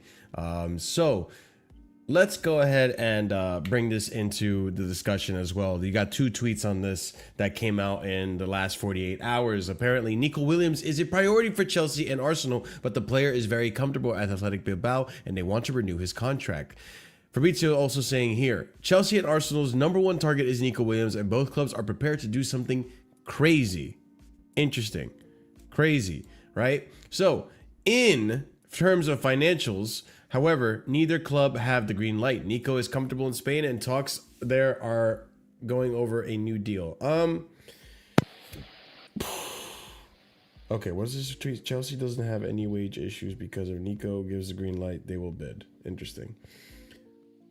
How do you think this even happens, guys? Because we've known that it's always been a wage thing with him, but now because of this, we've always thought these are rumors and whatever stories, links, and all this stuff. Now we have Fabrizio coming out about it, and now this is the second season in a row where we're being linked with him, and now Arsenal in the conversation too. It's looking more and more that this actually has more legs than we thought. And although we don't think he's gonna, lower his wages because he is on a good amount of wages over at Atletico Bilbao. Right? I can look it up in a minute right now. I think it's on 2-something. Go ahead, Chris. What do you think about this? I don't think we'll get him. Like, I don't think he lowers wages because I feel like even Arsenal probably offer more wage structure, higher wages than Chelsea anyway. So. I don't know. I'm just a bit like, I don't think Chelsea go again. I think he's a great player, great, technical player, good on the ball, good at creating. I don't think he's great at getting a lot of goals, but he's a good creator and all that. And it's a great. I don't know. He's 24, 25. Good age. No, he's much younger, dude. Is he really? Yeah, I swear he's been around for a good while there. No, you might be thinking about his brother Iñaki. He is 22. Oh wow. I mean, that's Chelsea's great. Chelsea like him that age, 22 or whatever. So, but I don't know. I just don't see Chelsea getting him. Maybe they do, but I don't know. I don't see it because I just think the problem with him is that the wages are just too much, bro. The wages are just too much, bro. I looked at his wages. According to Capology, his wages right now are 200K a week. Yeah, that's what I'm saying, bro. It's just you can't listen. The club, maybe they can say 220 at a push, but I was thinking, yeah. But the problem is, he probably is gonna want 250, bro. There's no way that's ever gonna happen. So, but I mean, I agree. I still don't think that this deal is going to happen. I think Gittens is. I'll be honest. I think Gittens might be the only one we do this summer, and we have Tariq George because as of right now. But I mean, Tariq George has been linked with a loan, hasn't he? The thing is, Marshall, I'm actually gonna hit you with something that some of these links that I keep on seeing. I think what's probably gonna happen is that Gittens is probably gonna be your left winger, but they're gonna add a big attacker, a big name attacker that's gonna be within the line. Does that make sense? It could be a left winger, could be a 10, or could be a right wing. Does that make sense? Somewhere within that. That's because when I had Kudus was one of the options we looked at. Morgan Rodgers. You look at Yildiz, for example. Right, a lot of these guys, bro, they don't play this necessarily the left wing. The main one is essentially, or even right wing, for example. So that's why for me, this smells like, the club is looking for just a big name attacker that they feel like they can add to the team. That's gonna change the game. Oh yeah, and Kenda, that's another one that's coming next year. Esteval is in the team. Yeah, that's. I think that's more. I think that even goes more into the argument that I'm saying that I don't even think this happens. I think there is an interest. I think we will try, but I don't think they won't attempt. There will be a good effort to try to see if we can negotiate something. Because if I'm reading this correctly, the release clause is also 58 million euros. It's not that much. It's a pretty cheap release clause. And you can get if you can agree something on the wages, maybe potentially you got something. I don't think he's a bad player. I think he's had an underwhelming season at Bilbao, but if you put him in the right environment with the right profiles, you could probably do something. And I do think he does fit that profile of winger that Maresca would be wanting to look for in this system. However, I just don't know how possible it is considering the competition we're going up against. Not just saying Arsenal. Arsenal is one of the names being touted. Let me just bring it up quickly, Marshall. The Leao thing, I just agree with Leao. I don't think him going to Bayern is done, I do think, it'll be interesting to see what happens with him, but I feel like the Leao stuff to Bayern is a lot more of a smoke screen because of Sane, in my personal opinion. Right? Because Sane is not signed yet. So that's why I would probably say to take that one with a pinch of salt. So for me, don't be too surprised, if whilst we're doing whilst we're in the Club World Cup, you just hear Leao, you start getting Leao links to Chelsea. I mean, that's what I'm saying. one more time since we're here. Might as well bring this into the conversation, which I didn't even have this ready. So my apologies, people. Let me just go ahead and do this real quick. Boom. Here we go. This Leao to Bayern. So anyways, Rafael Leao wants to leave AC Milan. And the club have been informed. Understand they want at least 70 million euros guaranteed. Leao is on FC Bayern's list as exclusively revealed. There has been contact and phone calls, but nothing is advanced or concrete at this stage. Bayern are currently not preparing an offer. Bayern are still considering several options and profiles as a possible replacement for Koeman/Sane on the left attacking side. And just like that, people, Nico Williams, Gittens, Leao, the left wing market opens up, right? And also Milan are being ripped apart as a team. They need to be, I'll be honest. They need to be, I'll be honest. Reinders leaving. You got Theo Hernandez pretty much on his way out. Leao, you see Milan, you know, he's going to he's about to go to Atletico Madrid, bro. Is he? I don't know. Yeah. Has it been agreed yet? Nothing yet, right? No, so he's basically not agreed with Al Hilal, and he wants to go to Atletico. So hold that to all those people that are telling me that he was finished. He was never finished, bitch. Wow, some vigor in there. So yeah, and now Leao wants out as well. On top of, you know, who was the other player we were just? See, it's a 70 million for Leao, and like, what is it getting? No, remember that's 70 million euros though. So that means they basically want at the minimum 60 million pounds, which is within the club's range. Isn't that what Dortmund trying to do with Gittens as well? Like around 60-ish. No, they want 42 million. I swear I saw like 70 or something. I know, but like apparently the club is gonna try. Still, even if it's 42 million pounds or whatever they said, like that's not much difference. 40 to 60. I think the Berger thing, he's a lot more reliable. He's a Borussia Dortmund guy was saying that they want 42 million, and I think that if you look at the way the club's been doing deals and stuff, right? They bid in initially 35 million. And now they're trying to do 35 million plus add-ons, which to me seems like they're trying to get him in for 42 million. The thing about a Leao, that it comes down to whether or not you believe Maresca can get him to do, you know, the work, the hard yards in the system. That's what it just comes down to. And I don't know. Agree with that 100%. So for me personally, we'll see what happens there. I think from a Chelsea perspective, are you maybe better off trying to get guys that have done in the league, maybe like a Morgan Rogers, maybe like a Kudus? You can probably make an argument for. I think honestly, with Kudus, that he didn't have a great season.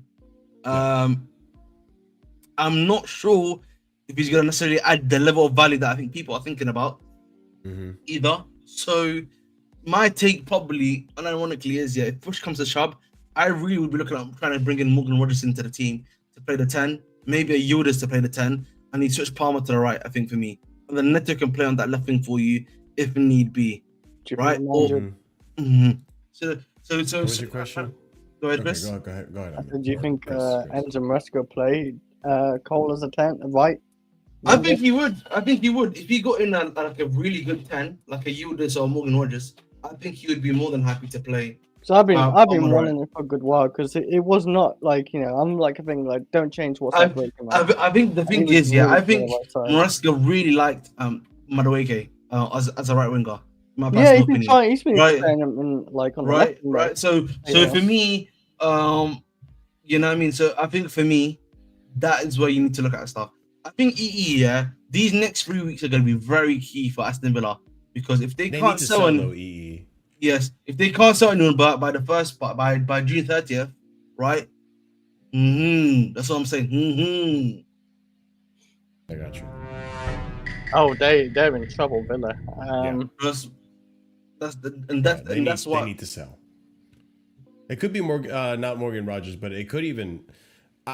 Guys, don't be surprised if Morgan Rogers doesn't go. It could be Ollie Watkins as well. Like, he's always been touted to leave. I don't think he liked the fact that he didn't get enough game time in UCL. That definitely, you know, rubbed him the wrong way. We will see. We will see. Walk-ins to Arsenal. I don't know about that. But yeah, you never know. The interest was there in January, apparently, according to the PR, right? But time will tell with these links. I mean, Nico Williams could potentially happen. It's not impossible. I just don't think it's likely. You have Leao as well, now available, now saying he doesn't want to, be at Milan. I just don't think he's going to fit the system. You have people like Kafka's making the argument that, once he leaves, then, he'll be motivated again and we'll see him get his work rate. And I think that's it's not even about, I don't think does like Portuguese players. I've always made the point with Leao. I don't think it's a motivation thing. He's had how many different managers now? 3 different managers since he's been in Milan? I think it's also sometimes, some there's like, some people, like it's in general, and it's a life thing, right? They just have like a certain behavioral response, bro, and just in general, like a lot of people are a lot more relaxed, a bit more lazier, but they have the talent to do stuff, right? Some people are just more known to be hard workers no matter what, right? So it's also just about your type of personality that you actually are as a person too. So that's what I'll probably say. Yeah, no, I agree. I just think his personality type, he likes the goals, he likes the action, he likes attacking. So time will tell with that one. We'll see. Chelsea's name isn't in the hat, but don't be surprised if it is, because the George Mendes links, which we are. The thing about the club, and I know you know this, Marshall. Yeah. They want to get all of their business done before the end of June, which means this is before the knockout stages of the club, right? That's the key thing that they've always said. So for me, this is why I think a vast 99% of the main transfers have to be done before June 30th, in my personal opinion. Right, they've made that point. You've even reported that news for quite a while now, and even the way the club is moving, if you bring in Delap, Maignan, thingy, you've basically done a good 50% of the signings. Now you've really got left to centre backs and the other striker you're trying to get, and the window. So you got another 4 more signings really remaining. If you're looking at it objectively speaking.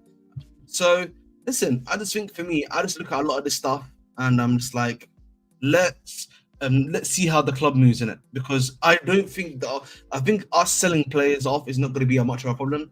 That's why I think the club is really focused on income as of right now. No, and I agree. I don't think selling the players is going to be much of an issue. We have all the summer to do that, but it's buying the players in time for Club World Cup and having that team, that squad set up. I agree with you. By the way, ladies and gents, almost 150 of you guys are watching. If you haven't already done so, if you just tuned in, smash up that like button. Helps us out tremendously. And if you're new here, subscribe to the channel, because we are on our way to 5K. There is a 5K goal and a 5K incentive. We will be doing a 5K stream and a bunch of other things as well once we hit that 5K mark. So help us out and support us into get into that goal. Now, we are close to wrapping up the show, ladies and gents. We have 2 more stories, and then we are done here, or I'm done here. So like I've stated before, if you want more daily up-to-date news every other day when things break out, The Bridge Nation, 1.5 streams, go check him out over there. He does that more than I do, because I just don't have the time. So you get 2 shows, 3-hour shows from me twice a week. Ahmed will get you every other day, or when news breaks out, which, by the way, I think these last 48 hours, news has been a little slow in regards to how it was in the earlier onset of the week. But things are going to ramp up. What do you mean by that, EPL tough, man? Listen, I can't lie to EPL tough, man. I did a 7-day week today. You know what I mean? You know what I mean? I did a 7-day week today, man. You know what I mean? At work, actually, ironically. You know what I mean? I'm very tired right now. I'm about to go into work again tomorrow and tomorrow after. Only having Wednesday as a break. I have to actually be going to work in the weekend because some idiot fucked shit up, bro, at work. So I have to fucking sort his shit out, man. Okay? So, it's not my fucking fault that, I'm not streaming unless there's big news right now. You know what I mean? I literally just woke up when I came onto the stream, because, I crashed on my bed. Crashed. But ladies and gents, once again, what does that mean, Marshall? I don't know. Once again, smashing that like button, helping us out tremendously. Let's go ahead and on to one of the final 2, which is one I've been putting off a lot because of other important things, but this is important too, and that's Felix To Benfica. So we may have something going here, and very soon, because this has been an ongoing thing, and it's nice to see there's interest. So this is from May 5th. So about a month ago, we had this story break out that Flamengo has opened talks and trying to sign João Felix. The idea of Flamengo board is to make a loan deal with an option to buy. We don't want loans, big brother. We don't want loans. Benfica is a club that is also interested in Felix. Flamengo's board, all directors, has internally outlined that this will be a hiring profile. Young players, but with a good football experience, and physical fitness. That's coming from this source right here. So we continue on a little bit more into the future. Wait, what did I do here? Oh, okay, here we go. March 26th. This is actually older, so I meant to put this first. João Felix's agent Jorge Mendes is in discussion with Turkish giants Galatasaray as he seeks a summer move away from Chelsea, with the forward not expected to extend his stay at AC Milan. Then, fast forward to about a week ago, Benfica accelerates for loan of João Felix, according to Record Portugal. Talks are intensified between Benfica and Chelsea over João Felix. His return to Portugal has never been so be seeing the close. dog's knob. I wish that I can, make this bigger and cover that, but hey, it is what it is. So we continue. Why'd you? Okay. Anyways, Chelsea will demand 30 million euros plus add-ons to sell João Felix this summer. Benfica want to sign him on loan, but Chelsea do not plan on letting him leave on loan again. So we really are trying to sell him. We don't want him back at Chelsea, unfortunately. Unfortunately for the João Felix lovers. Benfica are closing in on the signing of João Felix. A deal with Chelsea could be done before the end of Club World Cup, again, according to Record Portugal. Benfica have reportedly offered Chelsea 25 million euro for Portuguese, and oh my days.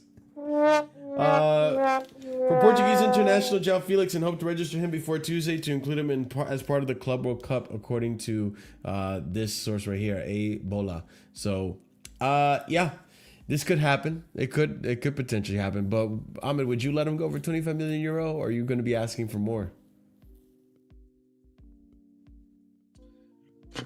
I think Felix, yeah, he ain't going Benfica. Let's just keep it. Let's keep it a buck, man. It's never gonna happen. I think the club are very selective with their loans, in my personal opinion. I thought that they love to keep their loans for like some of the special players that they like, in my honest opinion, firstly. Right, yes. So that's never gonna happen.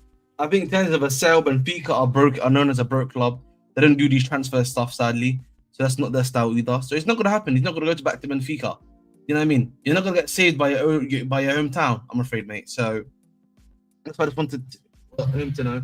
I actually think though, where he goes next, maybe if you want Morgan Rogers, you put him in to Aston Villa. Oh, yeah, because right? he really likes this player. Everyone likes him, right? So that's an option. Helps. Yes, you lose Morgan Rogers, but we're giving you João Felix. Whoa, you know what I mean? So like we can make listen, so at the end of the day, we'll see what happens there. But I think for me, like, listen, João Felix time at the club is up. But hopefully he can go to Aston Villa. Yeah, I mean, listen, let's hope he can go and then we can get Morgan Rogers. Yeah, I don't disagree with that. I would prefer that over the latter, which is keeping João Felix. I just don't think the player was sufficient enough anywhere he's gone, to be honest. He's struggled. Just a lot of flair, not enough substance, and yeah, not a fan. But it is what it is. We'll see what happens with that signing. We'll keep an eye on it, as we always do here on Casually FC.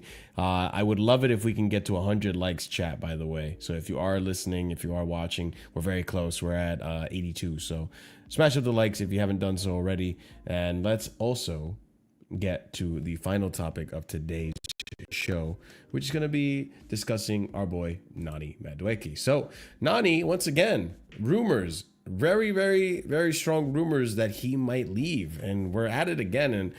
And obviously there's going to be a bunch of rumors. We'll see at the end who stays and who goes and all that stuff, because yeah, there's a lot here. And obviously we're not going to sell all these players. We need to keep some because we got to go to Club World Cup with the squad. So we'll start off with this first tweet from back in March. Aston Villa apparently leading the race to sign Nani Madueke in the summer and have renewed optimism in the race for his signature, as there is an increasing confidence that Chelsea are prepared to cash in if a strong bid that allows them to make a marginal profit is tabled. And I think they can make profit off Nani. As much as some of you guys don't like the fact that he can't finish, he does a lot of other things on the wing that are helpful. And not every winger is going to be dominant every single game. They're going to have games that are up and down, especially if you're a developing winger. I know people clown on me every time I fucking even say anything about Nani. A lot of people think he's shit, but once he goes to the team and he starts cooking, you ain't going to think he's shit then. And Ahmed probably understands that too because he backs Nani. It is understood that Chelsea are open to offers for Nani Madueke. There is a feeling that his development has stalled, and this is coming from Guardian Sport about a week ago, June 2nd. That's Steinberg, I believe, right? So his publication coming out and saying that. And then lastly, and this is from Caught Offside, this is a Fabrizio publication, so take it with a pinch of salt, but this is what we have here. Exclusive. Apparently, Newcastle United have approached Chelsea to inquire about the possibility of signing Nani Madueke this summer. This is also understood to be an interest from AC Milan. Chelsea might be open to starting talks over a fee in the region of 60 million euros, which is double the amount that we paid for him, I believe. I think we paid somewhere around 30 to 35 million euros. So I think this would be a great deal if they do get it pulled off. I just don't know if I would like to see Nani go. I do think he's one of our best swingers, considering what we have. And the bar is not too high. I mean, you can bring in... I do think if you do bring in, for example, a Nico Williams, I think Nico Williams surpasses him. Maybe that's just my 2 cents on the topic. But he's a good winger. He can dribble. He can score you goals. Does he do it successfully all the time? Not really. But you can't get caught up on the negative all the time. You got to look at the bigger picture and some of the positives he's done. Has he done enough this season? I don't think so. But if he does go to Newcastle United, and Ahmed, maybe you agree or disagree. If he does go to Newcastle United, ladies and gents, I'm telling you right now, you're going to look at him in a very different light, and you're probably going to regret selling him. I don't know. Yeah, so let's be honest. I think the problem, I want to bring up EPL's comment about Neto. I'm going to kind of attack that point later because I think that's a good point, by the way. I think the thing with Madueke is that I think the question you got to ask yourself is that do you think next season or the season upcoming is going to reach that next level that I think a lot of people are asking of him? Well, it depends. What do you define as what do you see is the next level? Like what's the next step has to be him getting on about 15 to 20 GA in the league, right? What was he at today or this season? This season he's got 10 GA in the league. Okay. So the next step is him getting 15 to 20 GA, right? So that's the thing that you need to ask yourself whenever we talk about Neto, whenever you talk about Madueke. Do we really, believe that he can get to that next step? Can we see that? And I think for me, the problem with Madueke is that much like the season before, whilst he has improved, right, he's still very indecisive. Does that make sense, Marshall? I don't know how else to put it. Like, he's very indecisive, right? Still, like his decision making is still quite poor, right? If that makes sense. Even though yes, he got 10 GA, he still hasn't. What's it called? He's not making like out of 10 times, he's not making like 7 or 8 times like the right decision. Does that make sense, Marshall? Mm-hmm. So for me, it's a decision making, yeah. Right. And so for me, if that's the case, and I want to go to the next level.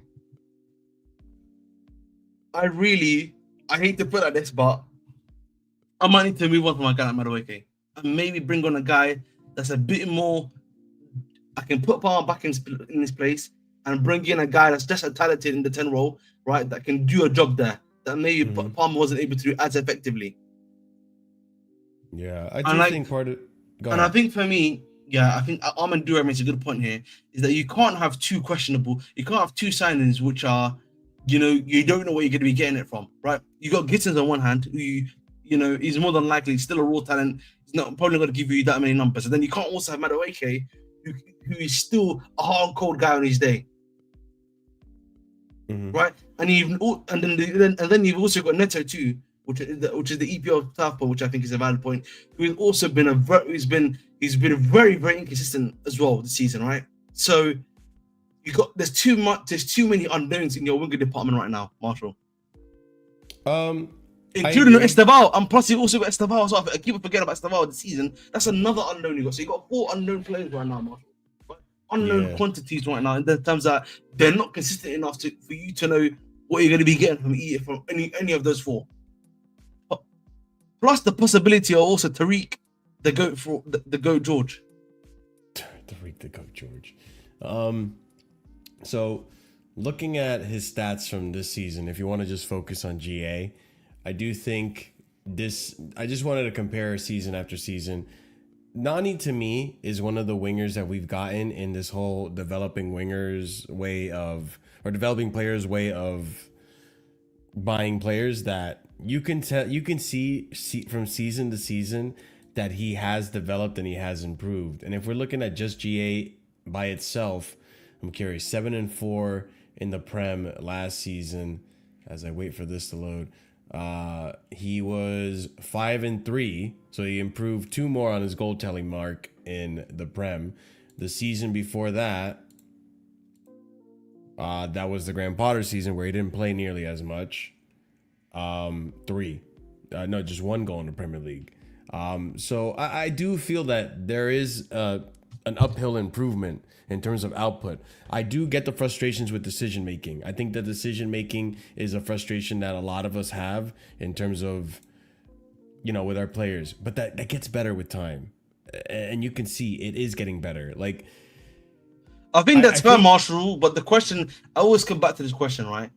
It seems this season, if you exclude Gittens from the equation, because I think Delap has basically 1 season deep into his Premier League season, so I'm not going to include him.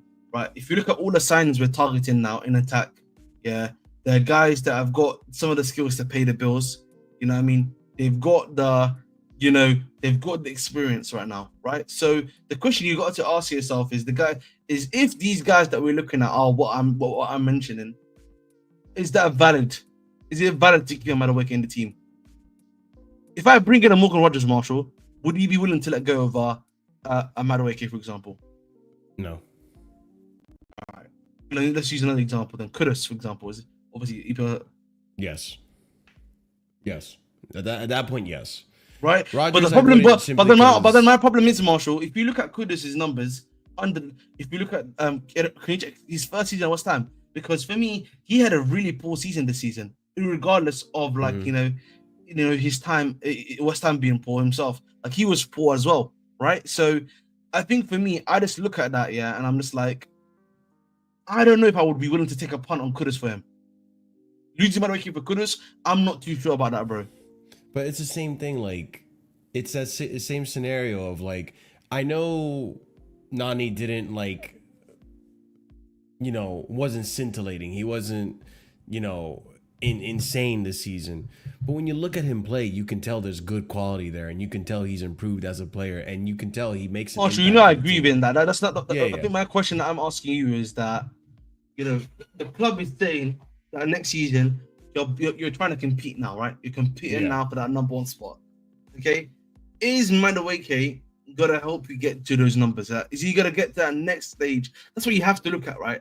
Underlying numbers wise, the way the player has been himself this season, right? Do you think maybe now that you've got a Delap now in the team, Ekitike probably coming into the team, right? So that's the thing you've got to ask yourself, right? Is that going to allow him to be is that going to allow him to be consistent as well? That's the question you have to ask yourself too. To answer your question, I say yes. And Suleiman, I understand that 3 goals came against Wolves. Actually, 4 to 1 in 2 games. We also have to go back to where we were mindset-wise as a fan base going into that game. We knew Wolves, to us, were a bogey team. We were clapped by Wolves. Wolves did the double on us under Poch. Remember that. Wolves did the double on us under Poch. So for us to come out second game of the season and have the result that we did, I think I can't necessarily put it down completely. I get what you're saying. I understand that, like, yes, we need to calm down he didn't have that Wolves performance afterwards and stuff like that. He had like some games here and there. However, I don't want to like dismiss it is what I'm trying to say. However, going back to the thing with Nani, I do actually believe that next season his stats do improve. Like I do think he does actually hit that 15 GA mark. Why? Because he has another season that he's shown improvement.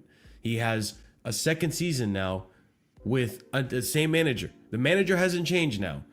So now you know the system, you know what your manager's asking of you. That does make a difference. When managers change, it does affect some players and how they play. Look at Malo Gusto, for example, under Pochettino versus under Maresca.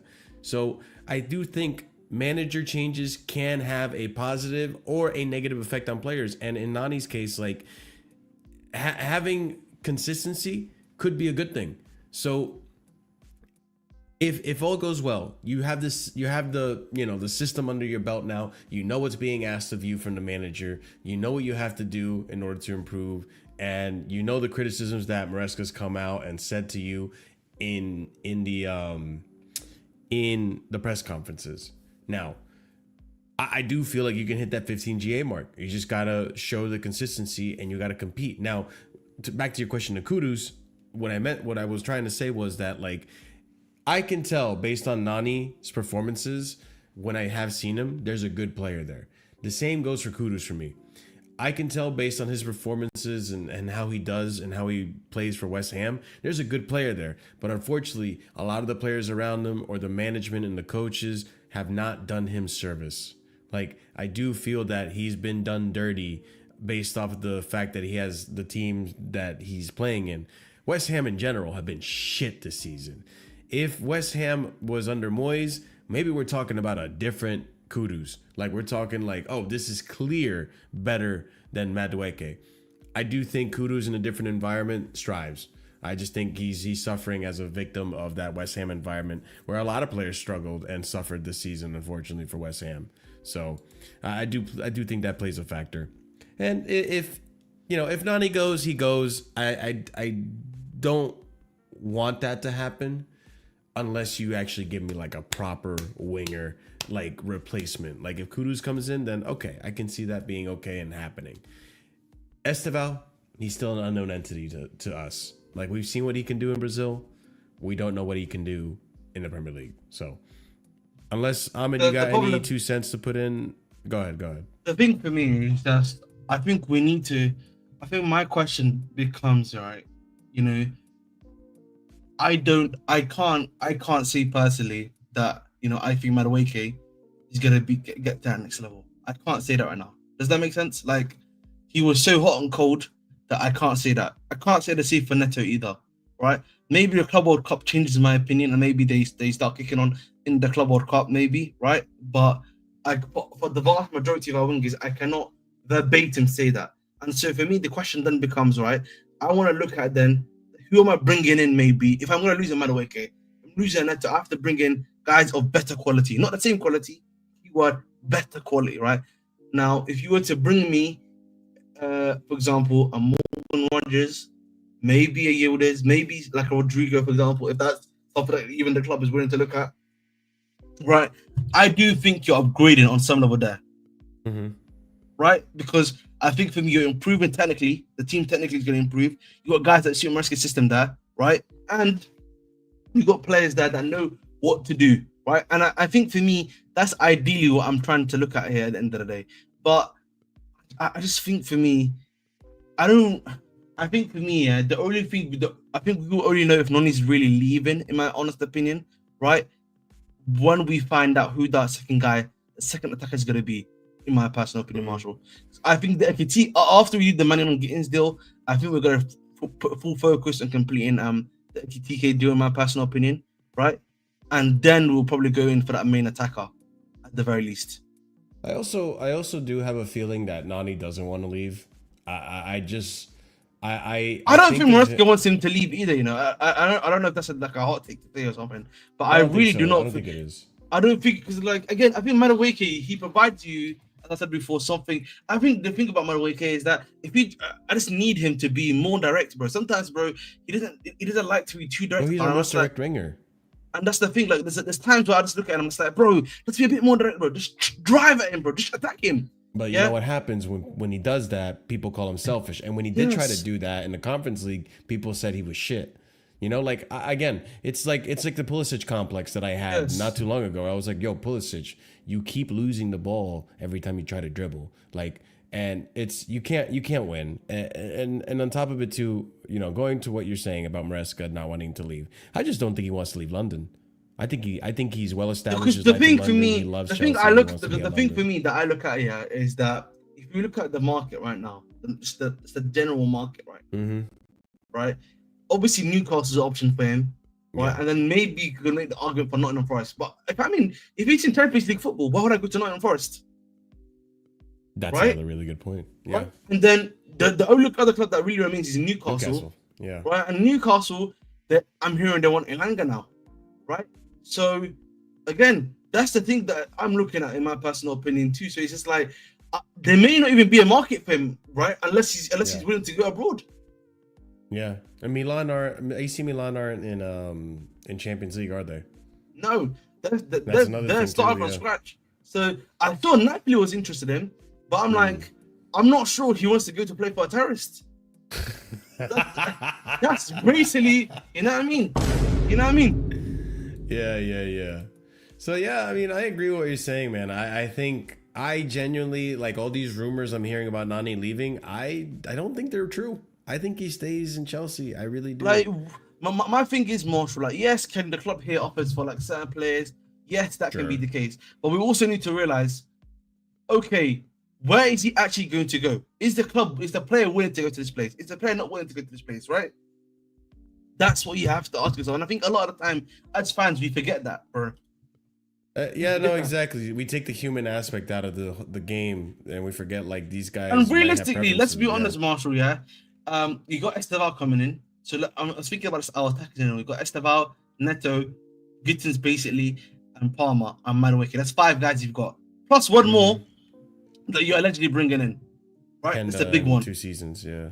No. Quendo, I'm not adding this for the season, but you're bringing a main guy right now this season, right? Another guy that whether it be a Kudus, whether it be Kudus, Morgan Rogers, Yildiz, Rodrigo, Leao, whoever it's gonna be, right? Okay. So for me, I just look at that and it's like, if I say that you got 2 guys in each position, so you got Leao and let's say hypothetically it's Leao. So you got Leao and what's his name? Gittens. You got Palmer and Esteval. You've now got what's it called? Madueke and Neto fighting for the right wing. So I don't necessarily think you have to sell Madueke actually. Yeah, I don't think you need to. But if a lucrative offer does come, exactly. If you get a lucrative offer, I hear it. Yeah. But then the thing for me is, what is that lucrative? Where is that coming from? That's the point. That's what you have to ask. I feel like a lot of the time we keep forgetting, where are we getting this lucrative offer for, right? Because I don't see it coming from anywhere. Like, unless it's Newcastle United generally, I don't see him going anywhere else. And it seems like it can only realistically be Newcastle. Yeah.